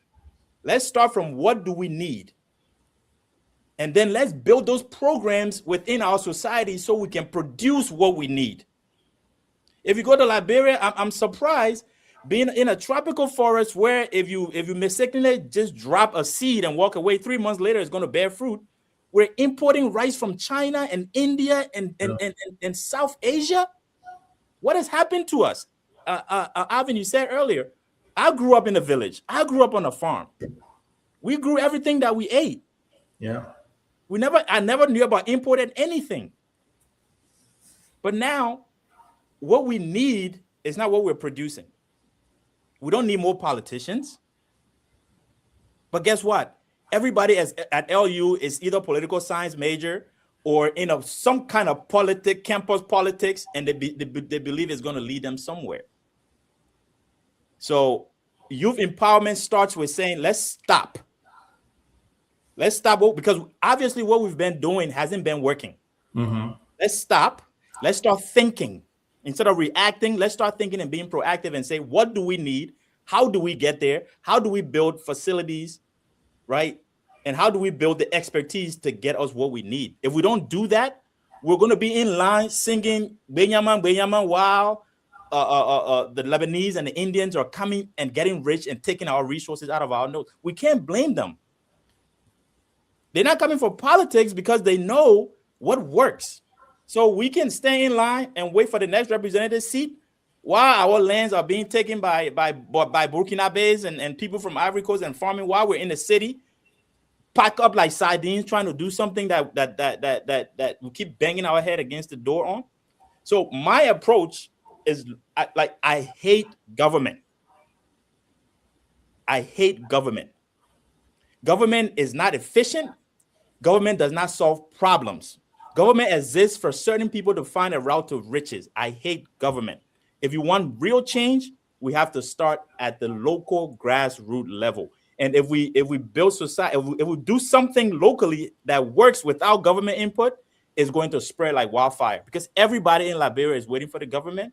We have to start and stop and say, what do we need? How do we get there? Do we have the resources? If not, can we build the resources and give opportunities to our youth?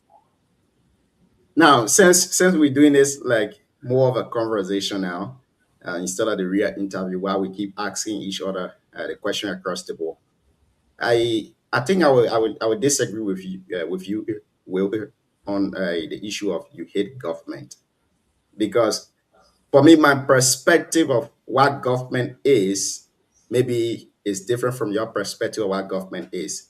I believe that government is inclusive, everyone. But the way in which we view government in Liberia, that's why the politics keep running today as it is.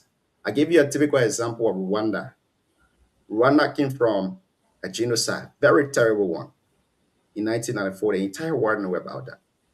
But Rwanda has transcended from that level of thinking that we can only build the country around people that are in governmental position, like ministers. So they have, upgraded themselves. That you see everyone doing something to build the country. So the fact that we still have the mentality that government should do it for us and we shouldn't do it for ourselves, you realize that there are even some people, some parents that have the means to send their kids to school, but they will still say the government is not providing school. Now you're getting my point. They will say the government is not providing school. There are people that are paying taxes, that knows how to handle themselves. Even though they do not have it, they are not rich, but they can carry themselves to hospital and stuff. But you realize that when they are sick, instead of them maybe going to private clinic or something, they will say the government hospital is not providing. So the mentality that we've had, that government should be the one to do everything for us, that's the problem we face today. Now, I believe that there are some young people who have been trained technically to serve in other positions, but sincerity. Sam said here this earlier on. He said integrity matters. There are some young people that have been trained. It will surprise you to know that if you go to banks in Liberia, it's not unique to only one bank. If you go to banks in Liberia to withdraw, these people who have been trained as cashier, as managers, you tell them, say, oh, I want to withdraw $30,000. They're asking for a cut from you. If you don't have the cut, automatically they tell you the system is down. And you will keep standing there. Somebody else will come. And if that person have a cut, they will withdraw that person money and give it to them. Sincerity, integrity. It's not just about government. I believe that every society needs government. So we cannot just kick away the entire government thing every society needs government. The government is there to put in the rules and the orders for the people. But what are we, the people, doing to abide by these rules, to empower ourselves? You know, I told somebody before, if we can take our minds from us being empowered by politicians in Liberia and start to utilize our little resources as young people to empower ourselves, you realize that Liberia economic, if it will not boost every year 5%, maybe 3%. So that's my perspective on that. That's my little 2 cents on it. Yeah, no, quickly before you come in, Sam, when I say I hate government, the last statement where you said there is exactly what I mean, right? When I say I hate government, the government is necessary. When I say I hate government, I'm not saying I hate the idea of having a government. No, don't get me wrong about that. The government has its place, right? But for a country like Liberia, that where we are and where we're trying to go, I think we rely a little too much on a government that's inefficient, and we're not relying on our own know-how and our own resolve. So what you say in your last statement there, stating that, yep, we have to do something. The government has its place, yes. But if we keep waiting for the government, what we've been doing for the past 30 years, we're going to keep doing the same thing. So yeah. Thanks. So let me clarify that when I say I hate government, not like I don't hate the idea of having a government. I just don't like depending and leaning on the government, especially in a developing country like Liberia, where the government is not really well established to be able to do things. That's what I mean. And I can add a little bit to that before Sam comes in. Sam, I will keep eating your time. May fair. You know, one of our panelists will always shut me down. I said, "Oh, man, they can't shut the CEO down." But you know, I don't know if you visited Ghana. You know, lately I flew from here to Ghana once, and on the plane I was traveling on, I had 2 Ghanaians, young guys, all in their early 30s. I think 32, 31. They were going back to Ghana, but they were taking home with them franchises, right? One was going with KFC franchise, another one, I think it was McDonald's or Burger King, one of them. And we were sitting together and we were all having conversation and started talking about it. So on that plane, our entire trip to Accra, it was all about business, and how you never heard them talk about anything government related. It was all business. On the flip side, I flew I went to Liberia once. I think I was way back, Royal Air Morocco. And when I was going, man, from the time we pick up all the way to the time we land in Casablanca, it was all politics, man. It's just like election time. Everyone that was all talking about politics, no business, nothing whatsoever. And then we went to Liberia with the same thing. So I'm saying this to say, in America, where Willie is coming from is here, people, citizens here don't really talk too much about government unless, it's election time, unless it's something that has to do with regional or local election. But when they do that election thing, they are done. Entrepreneurs go to that. You go to a workplace, people don't talk about politics at work. It's completely different in Liberia, right? Liberia, as soon as you get in Texas, all politics from the time you sit in that Texas all the way, they'll talk about everything. In fact, you'll be surprised. When you sit in some Texas or public transportation, the folks will talk about the U.S. government and U.S. politics more than you that even live here 20, 25 years, right? So, I've been visiting Ghana a lot, and I love Ghana. That people have system in play, right? They talk about politics when the time is right, but they also talk about business. They talk about other things. So what Willie is saying is, we need the government to create an environment that will allow people to foster, right? Encourage businesses and allow the peace to reign, rules, regulation, all that stuff. But like Gino said, we cannot just solely depend on government to do everything for us. And until we go back to the same thing when we started the show, where everyone, the next generation, looks up to politicians because they see politicians making more money, they will continue to entice them to want to go to election, even if if it's not their calling. But if we have that rooted, and I think it starts with us, this generation, the media, folks who have been opportune to travel abroad, like you and myself that have come here, going back to Liberia and then starting things that are differently done, right? Where, hey guys, you don't have to depend on the government. You don't have to be a politician to make it in life. You can still be Junior Ping and become a lawyer. You can still be, this person and become a doctor. Still be this person and be a businessman, right? Without the government being at the forefront of everything. You depend on the government to do everything for you. It's a society that will be bound to fail. So I think the way he's coming from that. Myself, I won't say I don't like the government. I think it's the same thing, but it's more from the concept of I don't like the government being in everything that I do. I don't like to depend on the government for our next generation future. So Sam, I will start there. Siawate, I know, welcome to the show. I know our sister Lorena is trying to join and she's having some difficulties, but welcome to the show. Thank you. Thank you, CEO. Go ahead. Sam coming in? Yeah, Sam coming out. I'll just welcome you. Oh, thank you. So CEO, I know when I said there's no doctors, I saw people saying that. So, I mean, how naive can it be when I say no doctor? That does not mean that we don't have doctors in the country. So, what I'm saying, the number of doctors that we saw in Liberia. So, WHO report of 2015, it says that there are 61 practicing physicians in Liberia. Out of the 61 CEO, we have the Liberians are 208, non-Liberian at 53. So they also saying that 15,000 to 28,000 people to one physician. So do we have doctors? That's what I was coming from when I said there's no doctor. You can't have a country, even a little village can have it. But what I was trying to say is the number of doctors that we're supposed to have in the country. If we can have a Liberian, 208 Liberian doctors, and our population is estimated at 5 point some more million people. So think about that. It's concerning.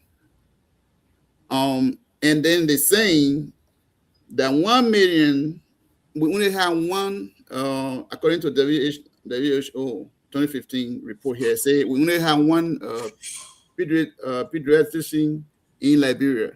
So one person to almost 15.8 million, 1.8 million people, children.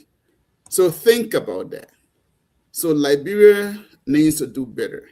So, and these doctors that we're talking about, how many of them graduated from Doctorate? That's a research I would need to. If I knew that this kind of conversation were coming, I'm going to do more research on this. It's too late. Or too late for study. So I know. Yeah. So I mean, from Doctorate.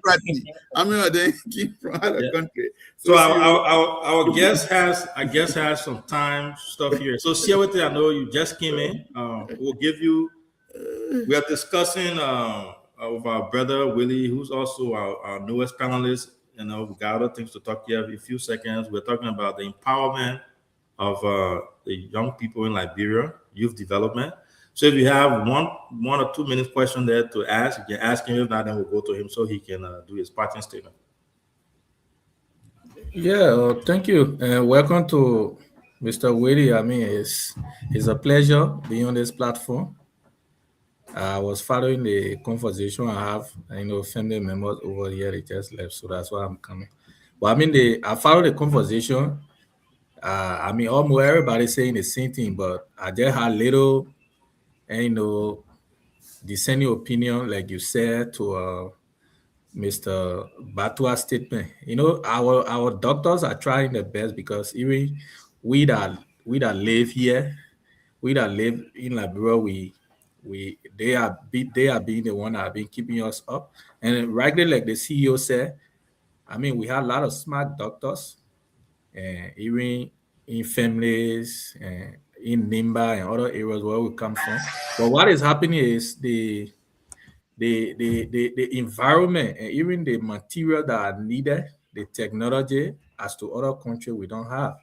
So, like I was listening to Mr. City, most people now in university, you ask them if they are not doing either political science, sociology, or maybe public administration, the technical area, most of them, even economics and accounting, not many person going there now.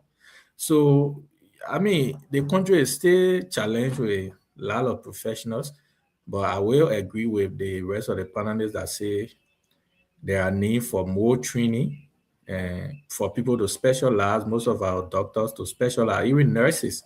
Because I think from the medical side, people say, I know say how many person to a doctors, but I think it's more than 1,500 to one doctor. Because we got less than 2,000 plus doctors in the country, and not many persons are specialized. So, I mean, the conversation tonight is educative, I must admit. And I want to say thank you to Mr. Willie too. I know we hope you'll be here, if not every day, but as much as I mean, every day we can have foil. No, that's what I said. Yeah. So, really, yeah, so like I said, though, it was great having you. Thank you so much for being a part of this platform. We need all hands on deck. If we're going to make changes in Liberia, it starts with us, and sacrificing our time and a commitment to a platform like this. Information dissemination is very important. People tend to overlook that, but every time we come on here, what we say, what we teach our people, the messages we send across do resonate. This platform is listened to across Liberia now. We relay in Nimba County, even your district probably is being covered by our platform. So this is a huge deal. Thank you so much for coming. I know, but to your parting statement, I want you to get a little brief info there about your show. Let the audience know that you will have your own show on this platform. You come up with a date and time. But if you don't mind, give us a little gist of it, and then you add that to your parting statement. Let the people of Liberia know what's going to be popping. Yep. Thank you, CEO. Thank you, Mr. Host, Junior. I will kind of try to get to know you a little bit too off air. I'll try to get everybody's contact here from the CEO after the show.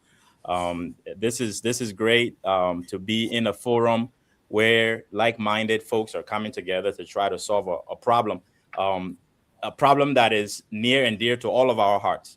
We are all Liberians to start with, and then we want what's best for our people. So if I'm in a gathering with people that want what's best for our people, it brings joy to my heart.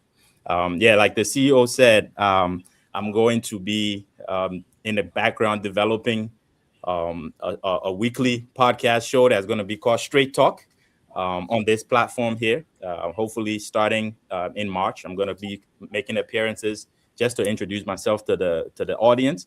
But starting next month, I'm going to be hosting my own show on this podcast, on this platform called Straight Talk. And the idea behind Straight Talk is to talk straight talk. I don't know how else to put it. Sugarcoat that, right? Straight talk is Straight talk. We can't sugarcoat it. We're going to diagnose what we think we need to do. We need to get and we're going to talk about it on the platform, and it's going to be interactive. If possible, we can take some calls as well. I don't know if the software will allow us to do that. It but does. We can do that and interact with the people and just, hey, we have an issue. How do we deal with it without, messing around? Let's just go straight to the point and have our straight talk on a weekly basis. And the idea behind this is to kind of start, for me, is to kind of start having critical thinking. I think what's lacking in our society in Liberia is critical thinking. We need to stop, define the problems, find the root cause, plug the holes, and try to improve the system. If we don't stop, somebody that on fire, for you to get the fire off, you got to stop, let them drop, put the fire off before you do the next thing. Somebody can't be on fire and you're trying to feed them, right? The fire have to stop first before you start feeding them. So that's the approach I want us to take to issues. We're going to stop, critically think about the issue, define the problem. What is exactly the problem? What are the root causes or root cause, right? And we put systems into place to address those root cause, and then monitor. If we don't just solve issues and walk away, monitor what corrective actions you put into place and see if they work or it didn't work. So I'm glad to be here. I can't wait for Straight Talk to start. It's going to be fire. Can't wait for that too. You know, Liberians love Straight Talk. You know, it's gonna be a good one. Young people will be following. Liberians will be following. We'll make sure we promote that show to the fullest. But thank you so much. We are really grateful that you are here tonight, and have a good rest of the weekend. Thank you very much for being here tonight, Will. It was really a great conversation with you. Now, we still got a few minutes in our favor. And recently, former President Ellen Johnson Sirleaf fired back at the way we have religious premises now in Liberia. She had something to say about that. And we have the recording here. I'm going to play it, then we can have our 1 cent on it before we call it a day for today. So please bear with me.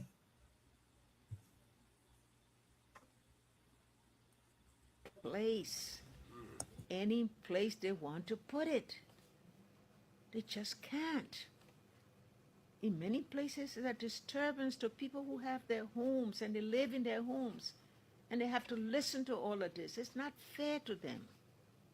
There got to be, again, through the zoning, there got to be places where you can put churches. Not because there's an empty piece of ground that the person who owns it sells it because they don't want to develop it or they cannot develop it, and they sell it. And then the church decides they will put it there. And they have no rules, no regulations to stop them. They put it there. Look how many churches yes, we all are good Christians or good Muslims. We like mosques, we like churches, but we like for them to be orderly. We like for them to be in a system that is systemic. Something that tells you, yes, you can build a church here. Other places that say you just can't, because by doing it, you are infringing on the rights of others. And so, you know,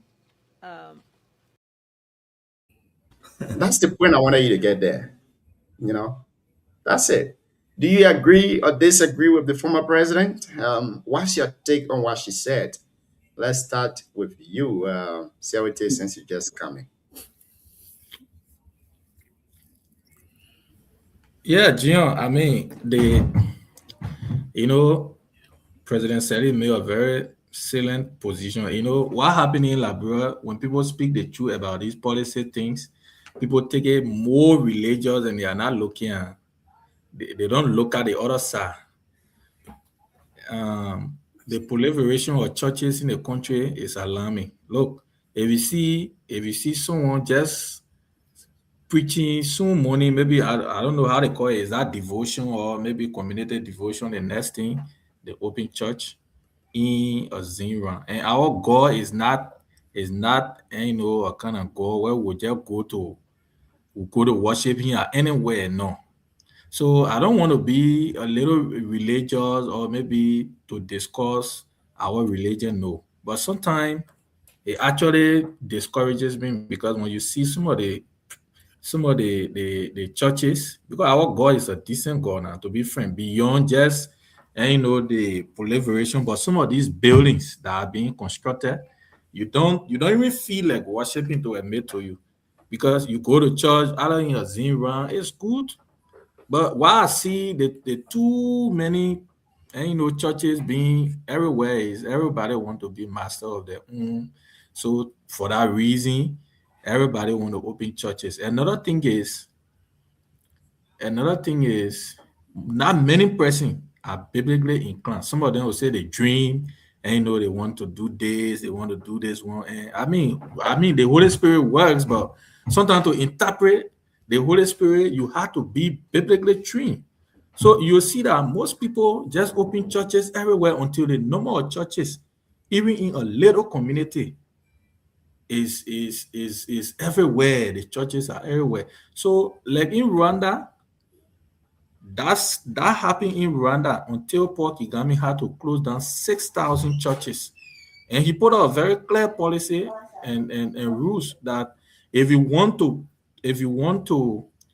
open your church, you should have, there's a criteria that was set. Either you should be, in a biblical school or graduated from a biblical school, have degree, because you are going to speak. Sometimes you go to speak to congregation that are mixed, So you have someone who is not at certain level but going to do certain things. The same way we have doctors, nurses, they go and have a specialization similarly, it should be similar to Christianity.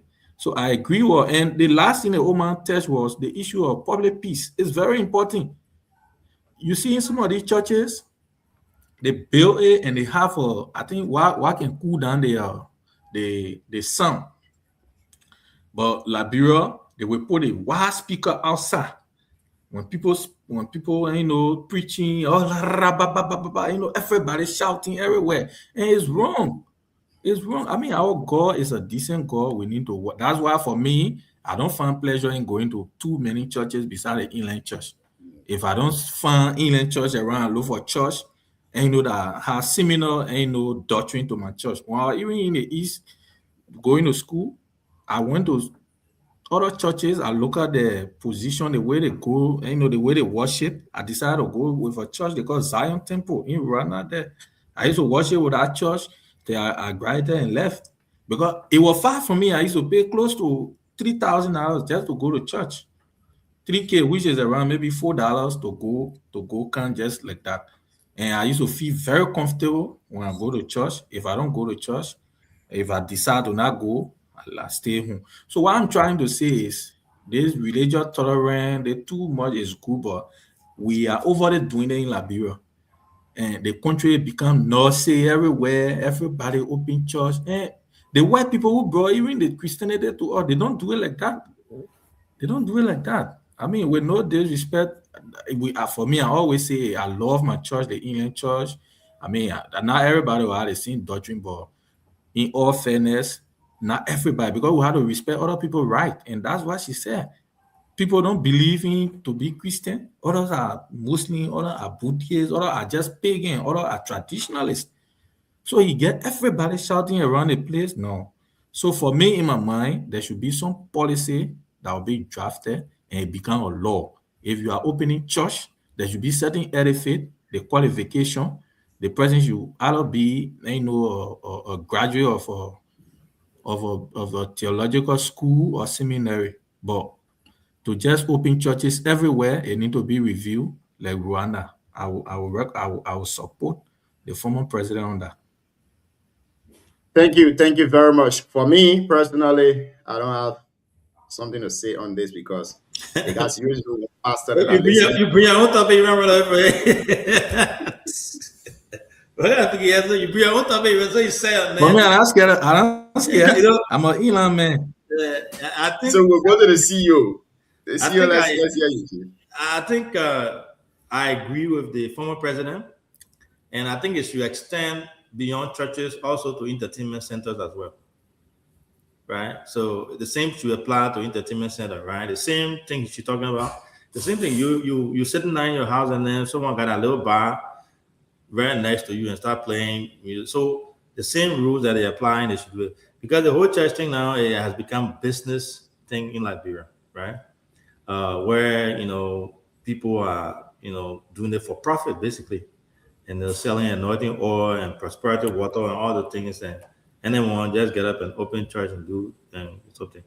No, church, we are all Christian. I'm a Christian. Like Charity said, we believe in God and we support when it comes to the mission, where God, when the Bible said, go into the world and preach the gospel to all nations and all that stuff. We believe that, and it's the mission we have to accomplish, but it has to be done strategically, right? You can't do it at the expense of other folks. So building churches in community where, other people are without no zoning, like you said, no rules and regulations to guide it. Not everybody can build church. There has to be some type of guardrail, some type of guideline, something that because I can't just wake up in the morning when Gio and I built, we part of church and the pastor made us vest, and I know I can stand and read one or two Bible verses. The next thing I look, I got my own church, and the next thing I start praying for people, selling anointing oil and making business and stuff like that. So that's my take on that. And it's a sticky situation without going too much into detail. I won't be scared of my son to run away and say, "Oh, you can't discuss that." But I think while it's true what the president said about the churches, I agree with that. I think there has to be some type of rules, policy put in place, but it should also apply to entertainment centers too. And this is based on my experience of visiting Liberia. You got the small nightclub, small entertainment center everywhere, every corner that disturb people around the place too, just like they will do the smallest churches. So yeah, no, anyone can say you're not Christian or whatever, but I don't think it's about being Christian. It's not about questioning our faith or questioning our those that want to be into the church thing. But you can't use church as a business thing and just build churches everywhere, in every corner, and disturb everyone else. So that's Thank you. that's my 2 cents on that. So Sam is from District 4. District 4 has a lot of inland churches, and I don't know which denomination he's from. So Sam, before you come in, this is what I honestly think. Churches in Liberia now needs to start paying taxes. Let's start from there. Let them start to pay taxes. For me personally, I believe that the money that I raise, let me give a scenario of myself. I remember when I was in the 12th grade, we had a Nigerian pastor who was teaching us biblical education. So then that the school that we were attending was a politician school. One time he came on campus and he said he had a vision about the senior class, and a lot of things went on. There were some folks that were in prisoner clothes. That means some people will go to prison. He said some folks die in accident and all of that. So he invited the entire class to his church. Now, when we went to the church, he requested each and every senior student to come so he can pray for them individually. Now, I went to him to pray, and he said those things in tongue. And then he said, "You have a bright future, but there is something. You need to call your mother." So I called my mom. We went there, and he said, "Your son have a bright future. Someone is playing with his future. You need to buy this oil, which costs $100. And you need to apply this oil on him morning and evening before he goes to bed." When we came home, my father turned it down straight up. He said, "No, you mean that I can pray? So if God want to show anything, that he show it to me first. What kind of oil you going to buy that will cost you $100? So just to say in short, churches in Liberia, if we start collecting taxes from them, if we cannot raise close to 5 million, we raise more than that. There are churches in Liberia that collect more than 100,000 every Sunday for offering and taxes. An example is a Jubilee Praise and Worship Church. That church can be really, really packed. If they're giving you their Sunday report, financial report, you check, you buy. But yet and still, though, people don't pay taxes. That's why you see almost everyone want to build churches in Liberia now. Mr. X get a big church. From there, he's called pastor. Mr. C get a big church. He's called pastor. I have 2 of my classmates now. According to them, God, I've called them. For me, I believe God and call those boys them because I know what they can do. So that's it. Madam Ellen is right, but she was there. This is my disappointment too in her. She encouraged this thing. The amount of churches that were built under her regime, she saw them, but she didn't implement any of these policies. She left it and left power, but today now she's seeing that the policies are necessary. So I'm a little bit disappointed in her though. Mr. Sam, let's hear you, Chief. So, panelists, the fellow panelists, when you have the time, go to the video I just posted in our group chat. Go to the very beginning, and then from there you'll listen to the pattern, the girl who is explaining. Then you'll see all those videos. I mean, people and those churches, the beginning, how the churches then begin.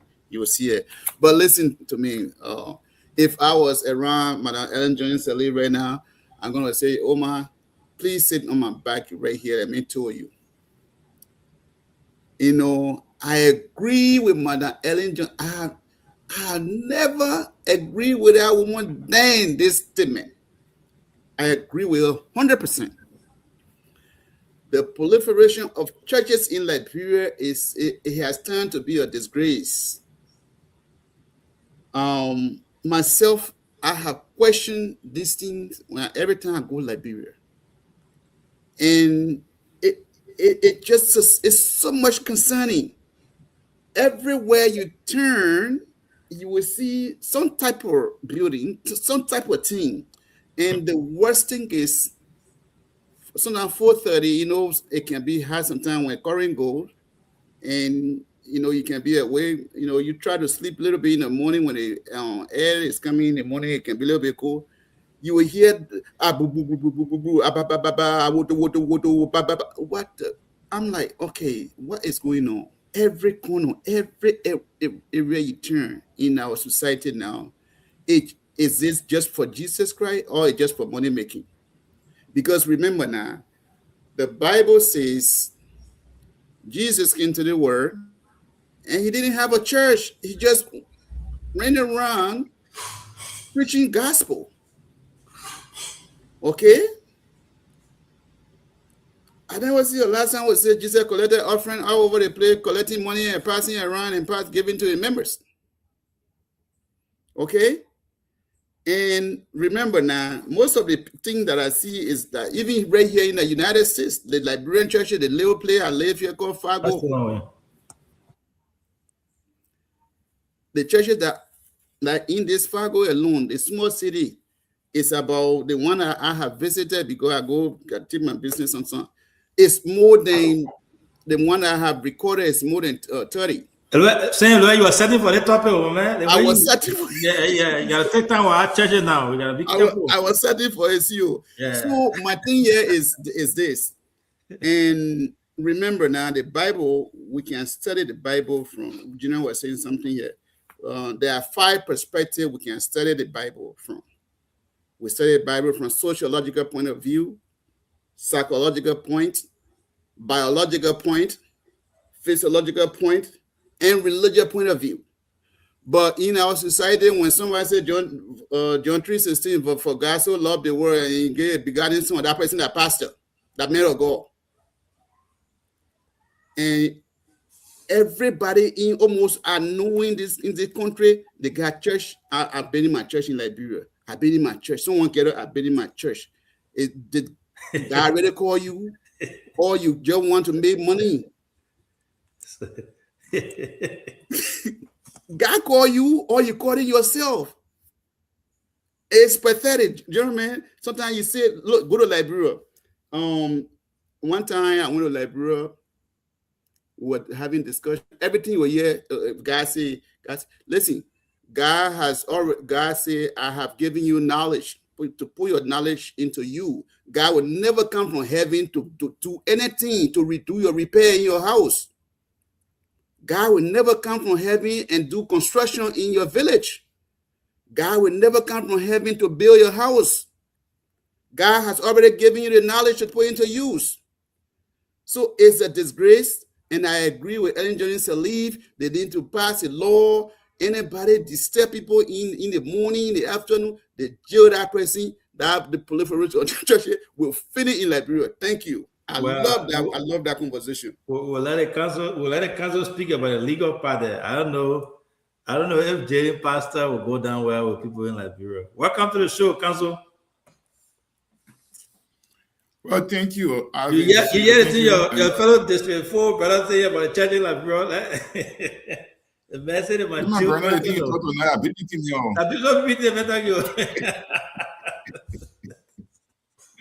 The message is you jail people? Yeah. The message by Jim Pastor, no way. But I think you'll start doing it right now. Huh? Honestly, when you start doing it now, we'll be happy though. When you start doing it now, we'll be happy.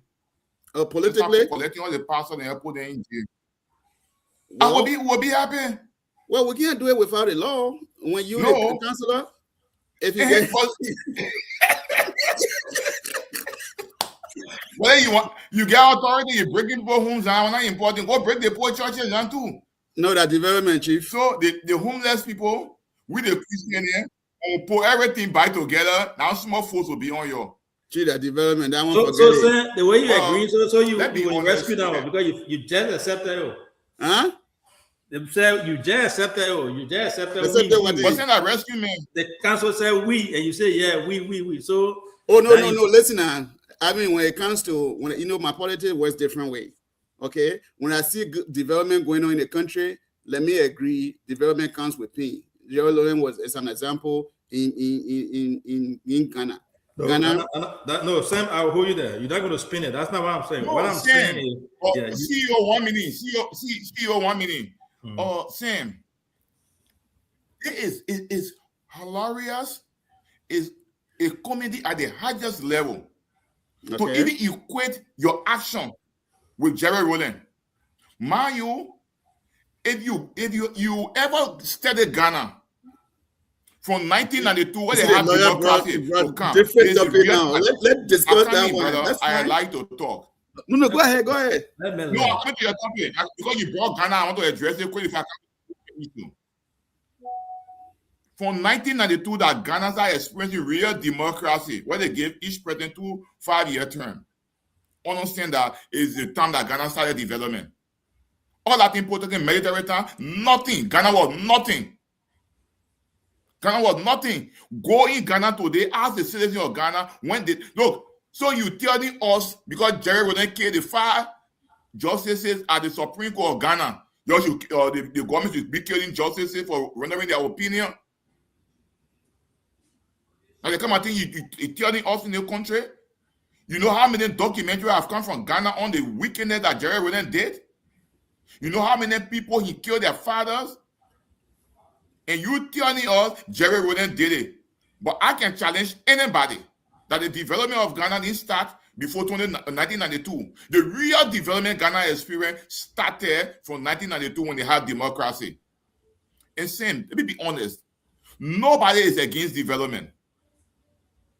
But you know what? When UN, the IMF, the World Bank, they bring in money for road and they put that responsibility on government to say you have to settle your people. They get something always in road agreement. They call the RAP, Resettlement Action Plan, the RAPs.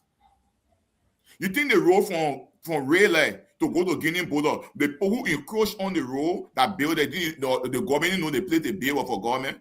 But Manasadi said no, we got to resettle the people. The road from Sekimpa to Doguatu, you think the police know that our government road there? But they have to settle them.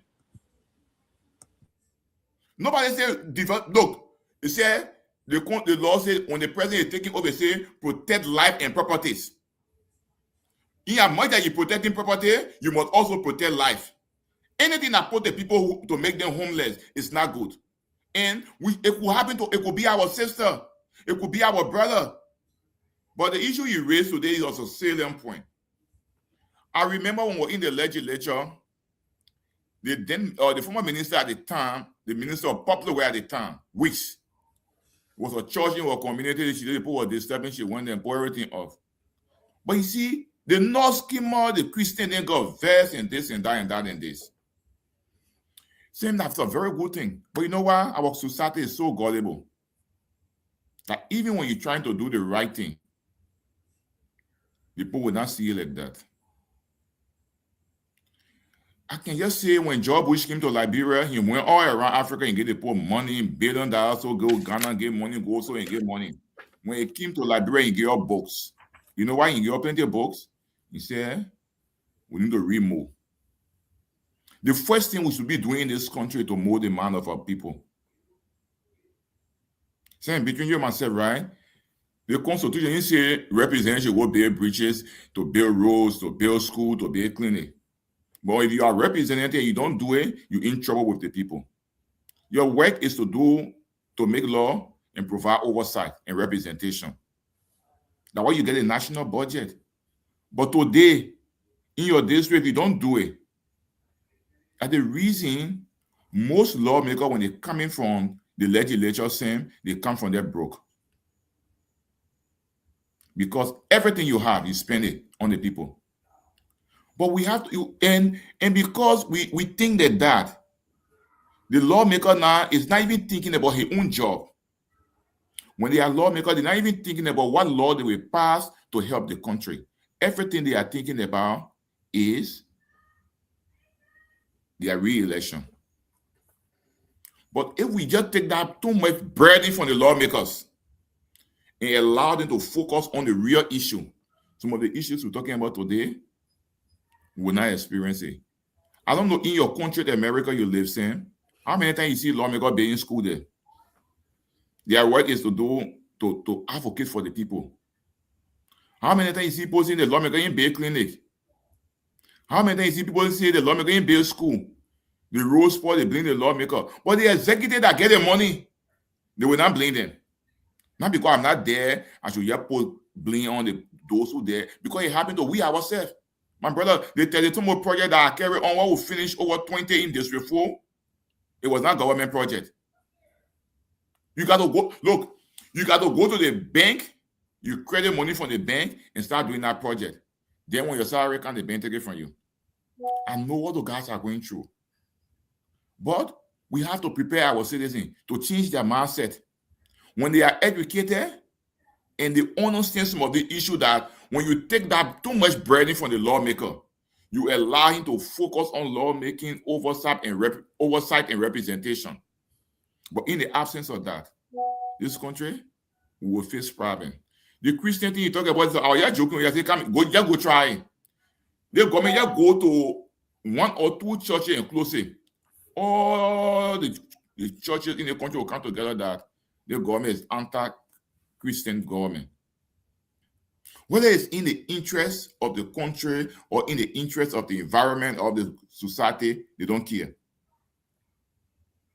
So, Council, you raised a really key point here. And, you came. I wish that we've discussed almost all of the topic, but earlier on we were discussing youth empowerment in Liberia, and you just talk about molding the minds of people, and you generalize it, be it old people, young people.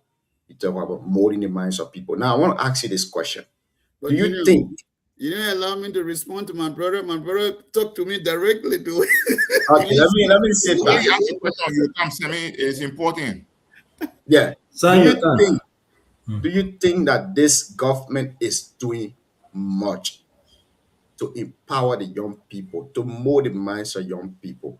I'm asking this question on the backdrop of the way in which young people now respond to issues on Facebook, in person, is alarming than in the previous government.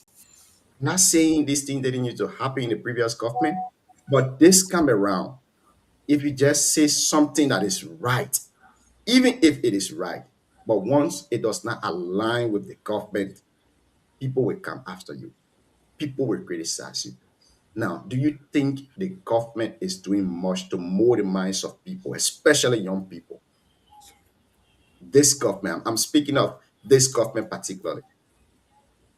I think from the public policy perspective and administrative background, I can say I think they had deficit somewhere there. Now, what they see, the government took the decision to change the Minister of Youth and Sport. Because in my mindset, if he was doing extremely well as it relates to youth and youth development in this country, they would not see a minister who is actually performing, and then you think they will take him from there. So there's something that the government is not happy with when it comes to the young people. And what I was saying, they take politics aside, right?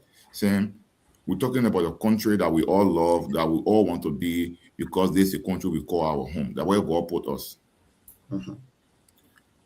Look, most of the time when people come to my house on Sunday, I always try to educate them. Oh, the other lawmaker not doing the other lawmaker doing the other.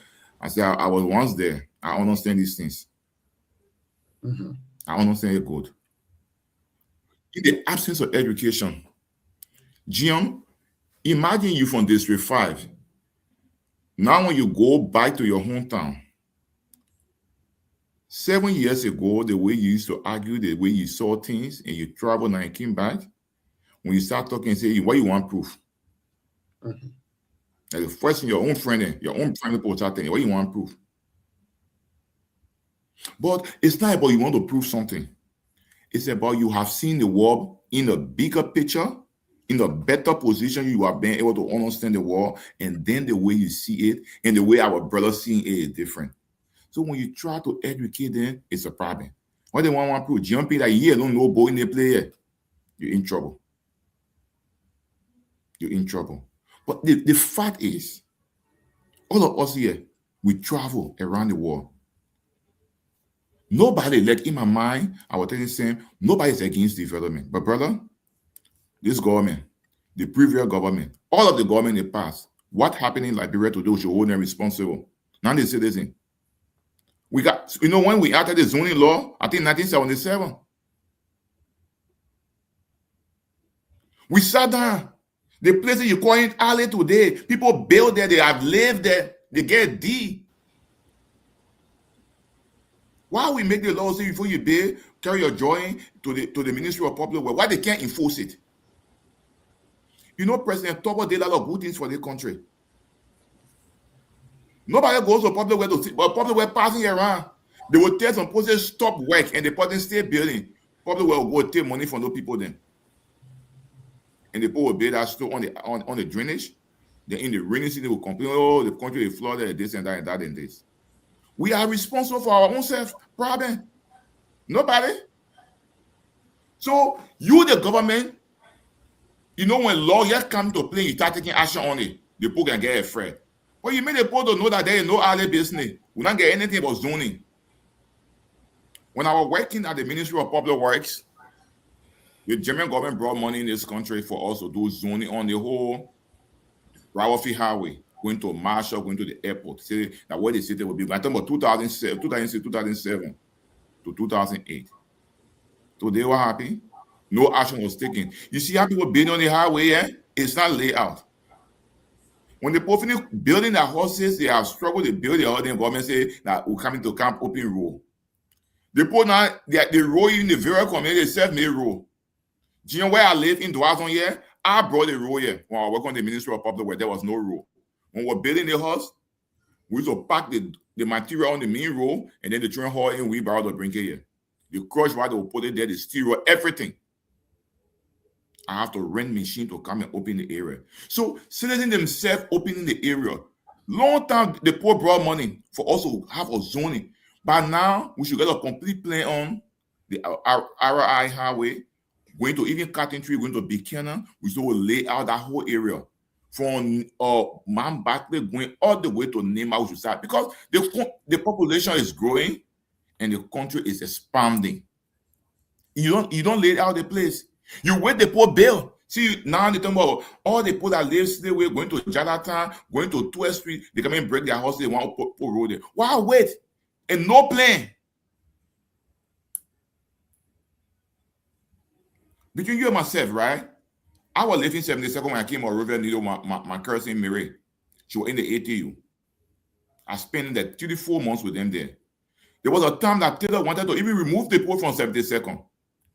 But when he knew that, the surveillance, he said, but in fact, the condition those days, 50 or 60 years ago, that people were in the bush. Now, you bring in military barrier. You live in Rwanda. You can see the military barrier easily in the city like that. They have place for them. The president said, like, going on creating new land, fine, a good thing he thought. But equally so, there are many unused land in the country.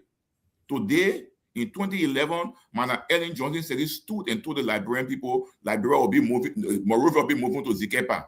What are we doing with Zikepa? Since 2011, this year make it 15 years. No plan.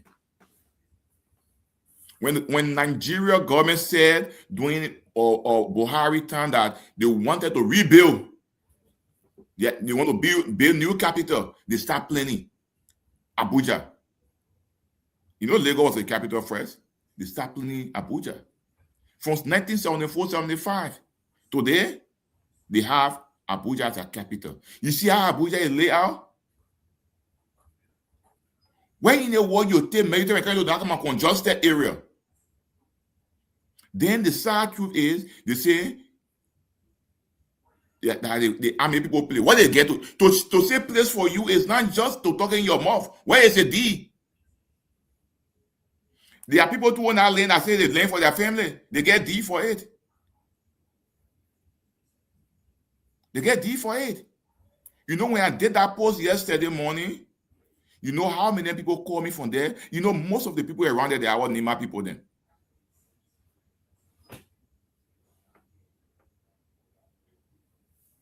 Look, between you and myself, same, you know, to renovate is more expensive and costly than to build. If you get a house and you want to do complete renovation on the place, it will cost you more money than the money you use to even build that area. Now, what some people can look and say, well, I'm going to buy a new land, or build my new house. If the government if they get funding for the military, they get plenty of free land in the country. Go and build something better. Let the military leave them. That's why every day the army people and police they're fighting. The army want to do police job. Police say, no, you not do our job. Because everybody here in the one city. With every day we're talking about the decentralization. How will we go forward? Look, we have to change our mindset. The Christian thing, he said, that man said, he said, my brother, it hurt. Like in my house, around my house in Ganta, my brother. If I was in Ganta today, I will not appear on the show. The people, there's a Nigerian guy who got a church there, brother. The guy will disturb you. He will play loud. I think one time I was in Ganta, you all trying to interview me. There was no way. I remember that show. I remember. Yes. The guy with the step. You will not, Saturday night, you will not sleep. Then soon morning, he up. But just go now to a politician and say, I carry Nepo to court. You are you see that men are menacing men. That men are then you the bad men in the whole world. I mean, I give you one instance. When I was representing, I have gone to Radio Camp. I booked my airtime. They gave me the airtime. I was still representative that I was going to appear soon. When I booked my airtime, while I was in Monrovia, my local staff booked the airtime, everything. When I went to go talk to the people, the people said because the pastor went there, once I saw the pastor, I was able to get us from the radio station. I'm telling you, it happened around 2015 or 2016. That one was whole topic for 1 week. I think my man said we're getting this country. I agree. You see, Council, you stress a really important point about the zoning law. A lot of laws in Liberia that I believe they are not being implemented. And you spoke on the issue of the military barrack. I mean, come on. Even if military needs a barrack, those people, they are security-minded people. They are sensitive. You can't take them and put them in the heart of the city when you got places like Butuo that is classified on the map as dangerous. There is no barrack there. But before, when UN came to Liberia, they had a barrack there. And that place is still there up till present. Those guys are there. You can't take them to Butuo if you believe that this 72nd place is not being developed. You got the laws. Carry it to the people. Tell them that we gave you 2-3 years. This is the kind of structure we need here.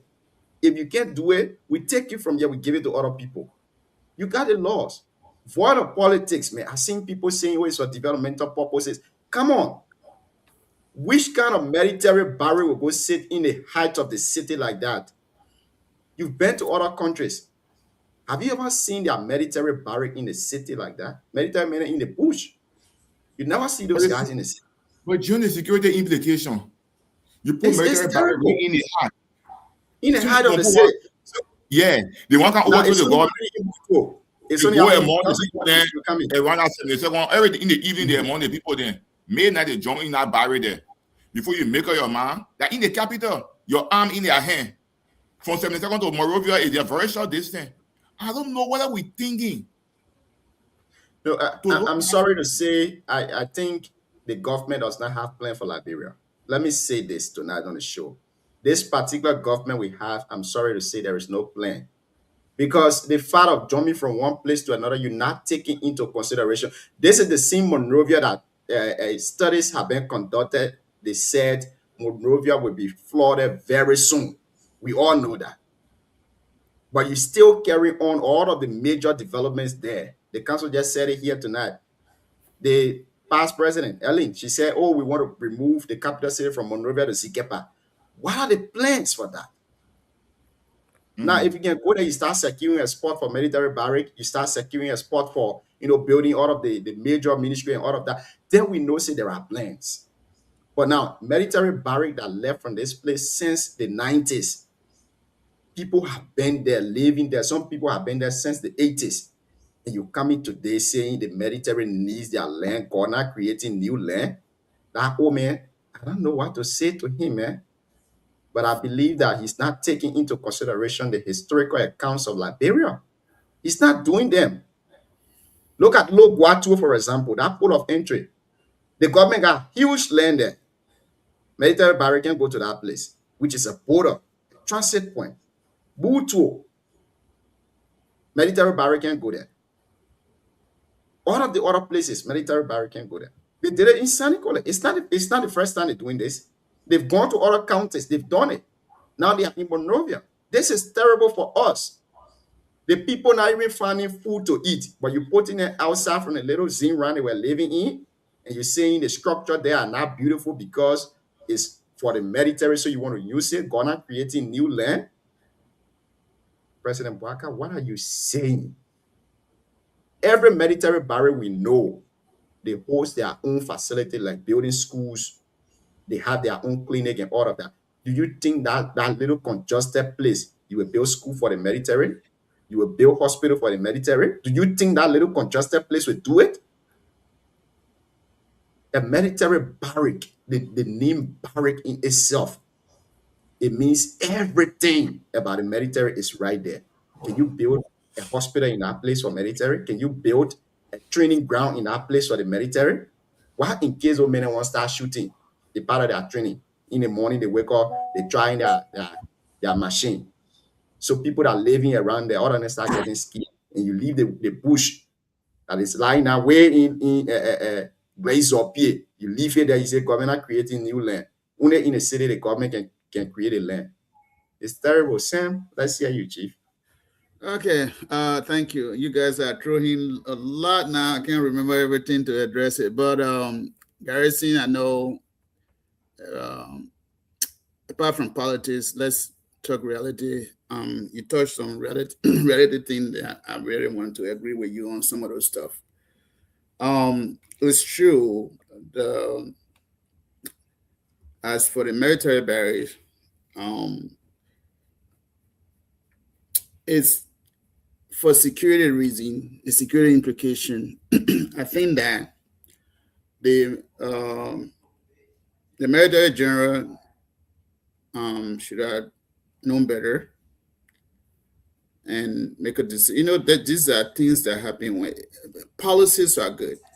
Come up with a policy, good decision making is also good. It's not about serving in a leadership. It's about understanding the position that you are serving in. As a military personnel, yes, the barracks has been there. It's let's agree that it's for them. But population has grown and it's continuing to grow. Is it prudent for our time for military barrack to be in a center of people? Is it important at this point of our time in our society? The answer is no, because at the time the barrack was built, I believe, like Monrovia and its environs, the population was not to that level. Because I lived in a barrack for a short time when my uncle was teaching in the 72nd barrack. The population was nowhere. At this point, the population has grown. They should have even thought twice and say, you know what? Yes, it is a free place for us, but for security implication, I don't think the barrack is useful at this point. He would have made recommendation and submitted to the president. Say, Mr. President, I don't think we need this barrack any longer. Sometimes we blame president for everything. Yes, the president, even though he's a leader of the country, he might not be aware of everything. The president. Why is president? Then why is president? No, hold on. So that's where you put me on this show And my thought is different from your thought. But if we put it together, if something happened in the show, we'll say, okay, see, I saw it this way. What I see, you might not see it. So we can come and make a and have a conversation and see what went wrong. But security personnel, the military general should have known better for security implication and made a recommendation to the president that at this point in time, we do not need that barrier. Yes, it's good. It's a free place. We need it. But at this point, we don't need it because of security implication. And submit, we need a new land that we can move the barrier. Sarah, let me hold you that. If I think was the president a former military man? I believe so, right? No? Huh? Okay.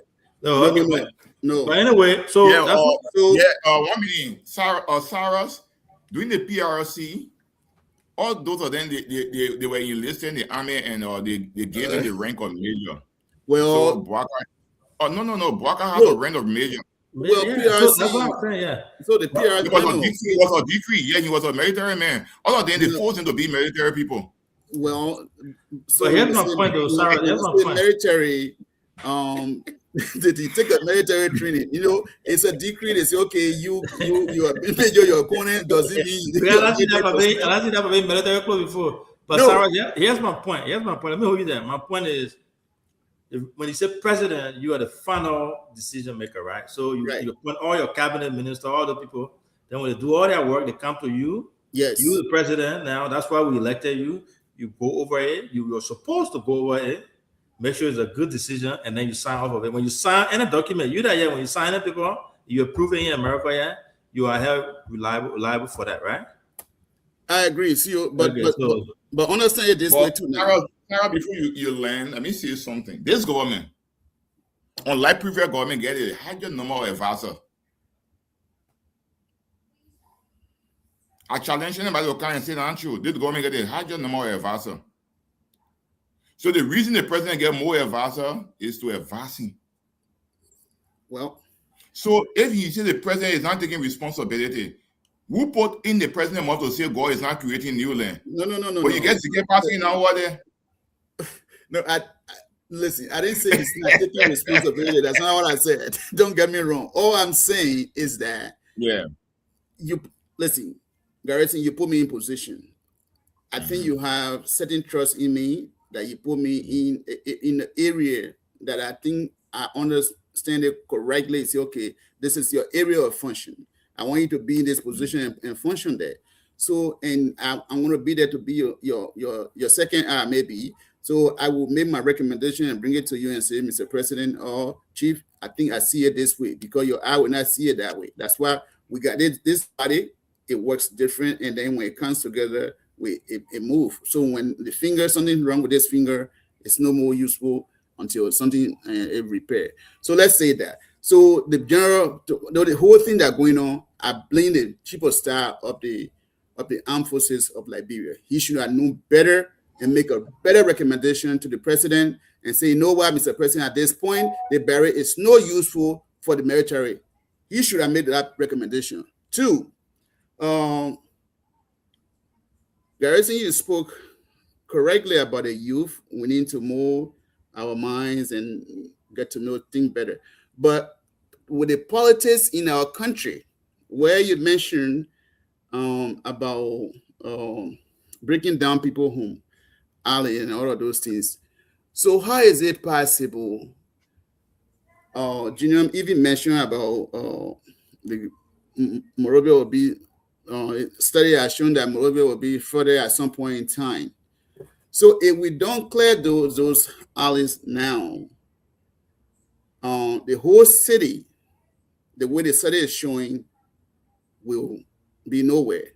So is it possible now to take precaution for other people to feel the pain and to take that precaution for the entire city to go underwater? Is that what we want? So I think that yes, at this point, the decision they are making to open those alleys, because the water they're talking about, because those alleys have been closed by building stupid houses. So if we open those alleys now, yes, it will be painful. At the end of the day, we'll come people will not die. We'll find a place for them. Okay, but Garrison, on a serious note, where do you stand with Dow DeLong proposal, the bill that he's offering, whether it's good intention or bad intention? I want you to address it for me. Which bill? The bill that says lawmaker should make 5,000 a month. That way, that money, we can use this money and put it into other areas that meaningful for the country. Because if we have sanitary lawmaker in the lower house making almost 8,000 plus, and then how do we even relocate the city? So what do you stand with Dow DeLong proposal of 5,000 a month? And to conclude, in order, I think, okay, address that quickly so I can come up with the last question. Then But who told you say you can't interview the honorable man? No. I just want to, because he mentioned it. I just want for him to touch it for me. CEO, don't worry. We are prepared every time to respond to this kind of issue. And before I respond to your issue, let me make this clear to you, Bro Cyrus. The first thing, alley is a different thing from drainage. The GMP mentioned about the flooding that will take place in Monrovia is as a result of the drainages that have been closed and built on. It's not just alley. So the first thing the government should be addressing, they're Vartan there.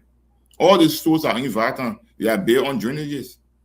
And the government is not brave to go attack them. But like the poor people went afterward, drainage, they don't build on drainage, they got nothing to do with the waterway and all those stuff. That's completely different, brother. The poor people you targeting are not the problem. The people that build the BB stores, those Congo people that build those BB stores, today that people renting from them on those drainages on Bridgeville and other areas. These are the real issue. That today, that's why you see Bridgeville, they will say we need to see the water all over there because the drainages are closed. So it's different to go after poor people who here build their houses and got nothing to do with the waterway. But let's come to the question you asked me. Say, if we want to do anything in this country, the first thing we need to do is to start educating people first. You know, I've always had issue with DeLong because he pretends too much. And when you see him himself, he's not the person he is. I was one of those we supported DeLong.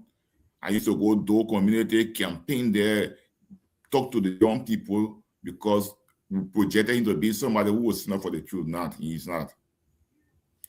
Same, they put it in contest. Not because I'm not represented again, I will yet get and say no, that you pay the people. If you start paying lawmaker your 5,000, you increase serious corruption because it will not be enough for them. Right now, they irritate because the burden, because you know the mindset of our people.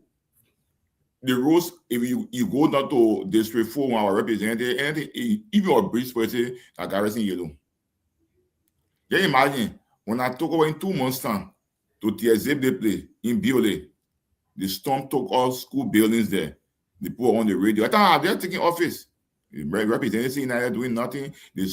So it was a problem.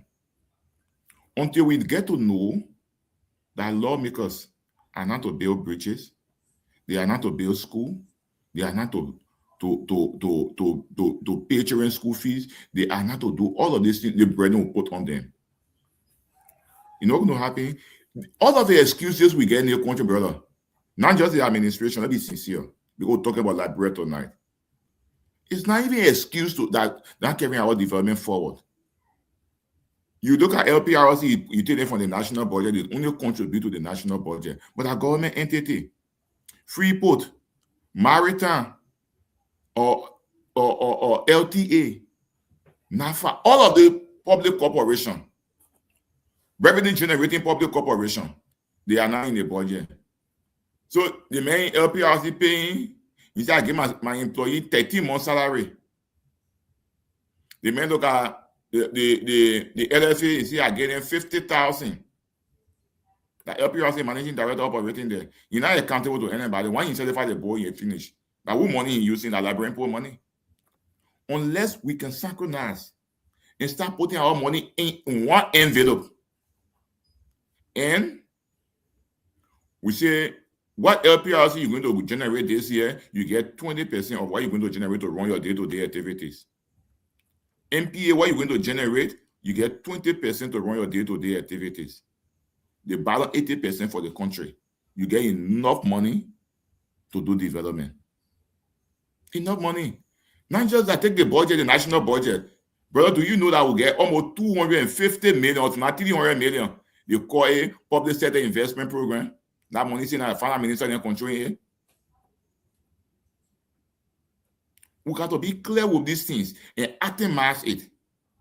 The budget should not be at the discretion of the Ministry of Finance. If you put in 200 million in the budget for PSRP, you should list those projects with target for that year. We should be clear.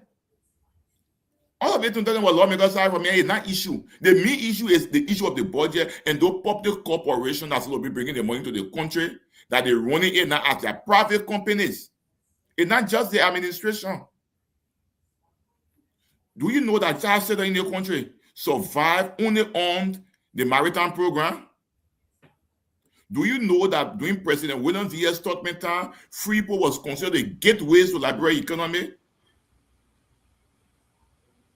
But now we get all them their own power. Say they put in, yeah, you get your power. Thank you, Council. Give them a chance. 1 minute, yeah, brother.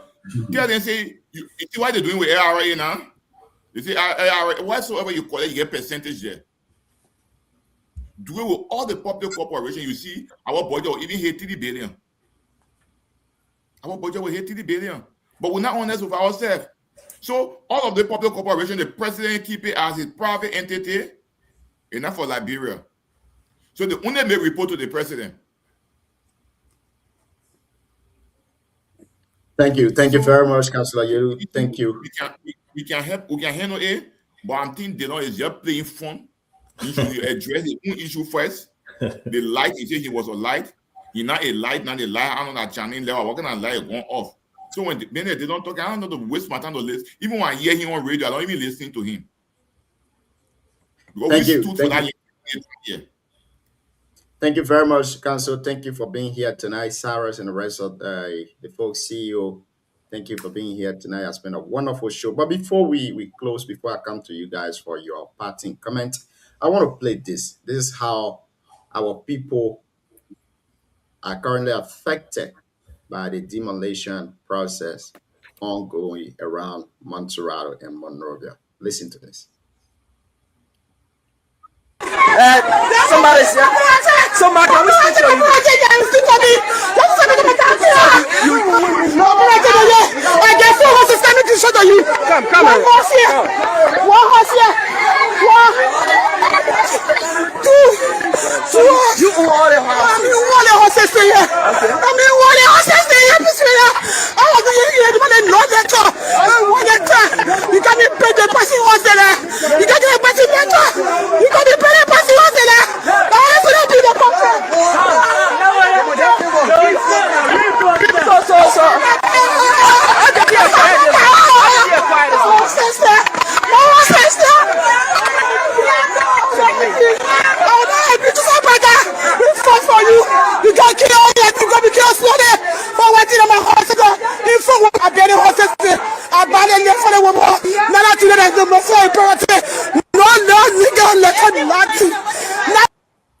All right.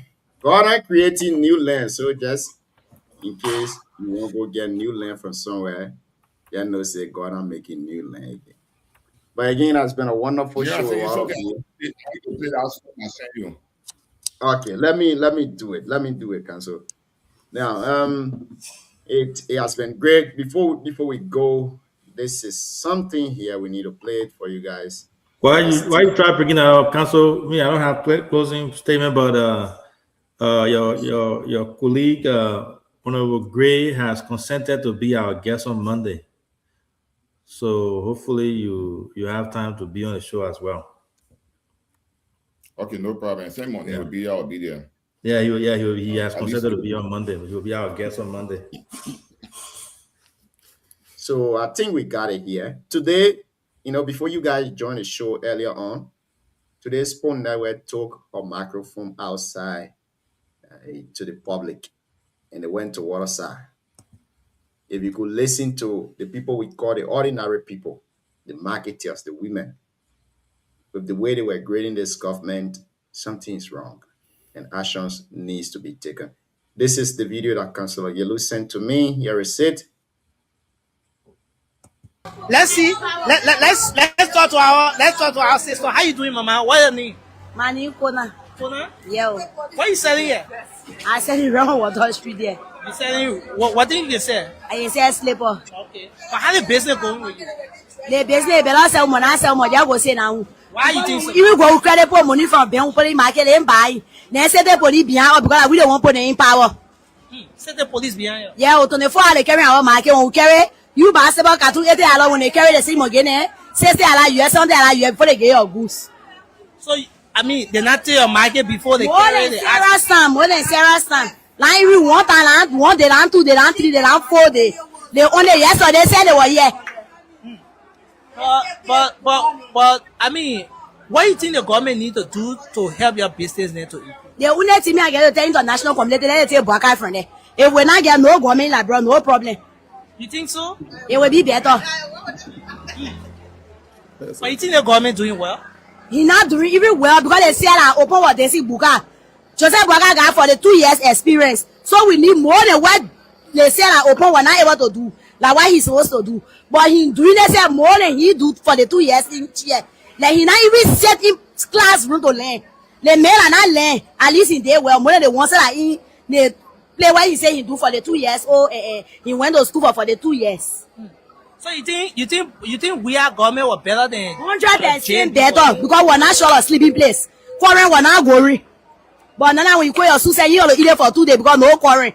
You think foreign were not going doing job yet? I say we're better. Job we are government was 200% better than Baka government.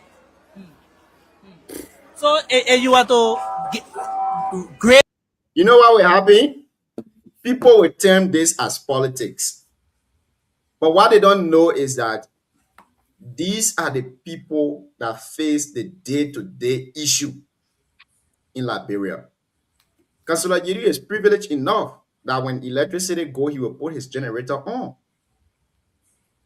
Councillor Yeri is privileged that he will not cook soup to eat for 2 days. So even if electricity go, he will not feed it that much. Mr. Sam Sarah Balier is privileged that when he go back to Liberia, even if electricity go, he will still buy a generator to put it on. But these are the ordinary citizens we talk about. Listen, I'm not anti to any government. I'm anti to individual leadership, the way they do it. It's terrible.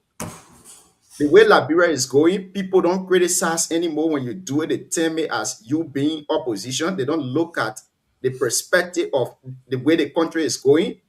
It's wrong. Now one person, I got a full video here. She's not the only person. Almost the entire marketers that they spoke to today, almost all of them had the same tone. Some of them were reluctant to speak to the microphone. They could just sit there and say, nobody's speaking. But you know what? Our men in position, and they see this video, they will say, and that one I used to wear the blue barrier or the red barrier, and she didn't want to speak in there, so she opposition. No matter what the government is doing, she will not say anything to it. But let me say in here, Junior, I'm not in opposition. I'm just maybe a mere journalist. But that's the reality. We're facing it. US rate cannot be in 185, and then things prices are not reducing. City police will arrest your stuff. You go there to free it from them. They charge you more than the price you buy those things. Council, close off for us here on this one. After you will go to Sam to see you, then we can close it for today. John, thank you. And the video you're playing there, if you go to the end of Monster, they say she migrated the government. She said 0 minus 0 plus 0 subtracted by 0. A lot of lady in the interview, she said, in my community in Clarendon, people putting muff on me. I voted for Joseph Boakai, but things not good. It's the same thing when Lorena was on the show the last time they were arguing with me. I said the people they get on the charade. On nowhere in the world you say 10% will drop and you increase GST. By increasing GST, obviously it will impact price. The men who are fee for that 5%, they say, go, you the one will reduce price. But the budget has also reduced the price. The budget says GST go up. Look, this is not about opposition or not opposition. The people speaking in the market, they were the same people that walk in the poo-poo water. I said they wanted change. They wanted rescue. Now, I think we are coming out to redeem them from rescue because it is very, very catastrophic. Nothing we can get from the people. If they're not breaking people's homes, they are taking the poor market. If they are not taking the poor market, they are firing people from job because they say they are opposition. Article 18 of the Constitution. You see, you should not be dismissed on the basis of your political affiliation. Now, they even dismissing people now on the basis of political affiliation. Everything. If you see the MCC scorecard, the reason this government failed the rule of law test is a very key component. It's nothing for to joke with. There are things happening. But what blessing the government right now, you get one Donald Trump in America who doesn't care about Africa. I ain't not being made that Donald Trump to be over there, that put a Joe Biden, the Democrat, the sanction are going to be in the country, you not even get over it. I'm telling you, if you have a Democratic president now, a Democrat president in America, by this time we have had more than 10-15 point sanction in this country. But you know what? The current president in America does not care about Africa. He said his whole focus is how to make America great, the interest of America. So I'm so sorry I came late because we have this Saturday and Sunday show called the Liberia Action TV. So it's run from 8 to 10. I think we go to 10:30. That's why I came because I really wanted to be here early. But since our grade will be here on Monday, we always be there on time. No problem. Yeah, it'll be a good show on Monday. Monday will be a really, really good show. Thank you. We'll have all the other guys here. So, Cyrus, I see you, young man. Okay, thank you. You want your talk? Yeah. Cyrus, go ahead, Chief. So, thank you, Garrison. Thank you, CEO. Thank you, Junior. But let me say this. I listened to my dear lawyer and politician, a supporter. A big opposition. When there was a little Miami, where they put those cement in them, that flight, how they call it, Flakaje, cement. They say they were building road in Little Miami. Cement. They were putting cement down everywhere. There were no compensation. When they were doing the thing that people were doing to gain political relevance in the country, how can you put cement? I went to Little Miami. I saw cement blocks. I can't even call it cement road everywhere in the country, in Little Miami. And then my dear brother Garrison Yeru were there. He didn't talk about it in Little Miami. There was no compensation in Little Miami, but he has to go to pull a video from Waterside where maybe Waterside or they are. So you downplaying what people saying? You don't believe see, it? I my party comment, yo. No question. You can't comment. My party comment, yo. No question.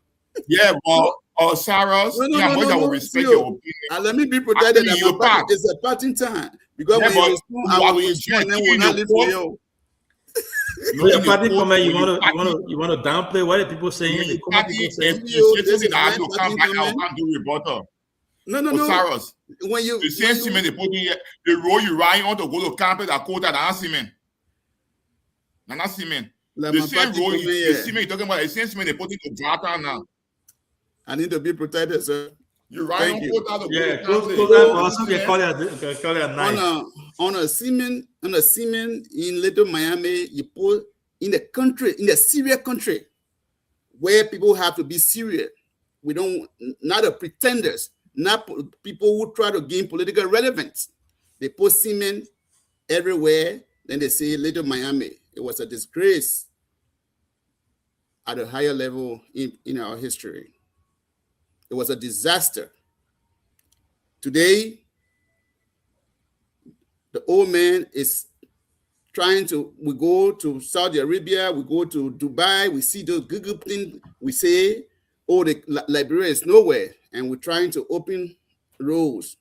And they road, when this should have been open, Garrison will drive on that road. Everybody will ride on that road. But at this point, now it's political. They go get some kind of supporter of the CDC and say, he say, Bagana, Joe, where there was no electricity. Are you kidding me? Electricity was not going in the Republic of Liberia, where I went there.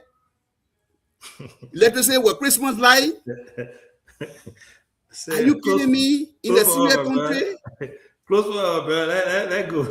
You give me rescue man, but you're defending the rescue team more than the rescuers themselves. The good thing about this show is with our party comment, no question. I said nothing, but yeah, make it let go. We gotta go.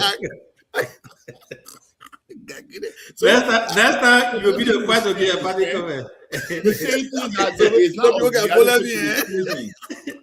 so nothing you are saying. All right, let me try my best. My party comment will make some people surface. They will pull people from their shirt. They will be sweating. So let me cut it short.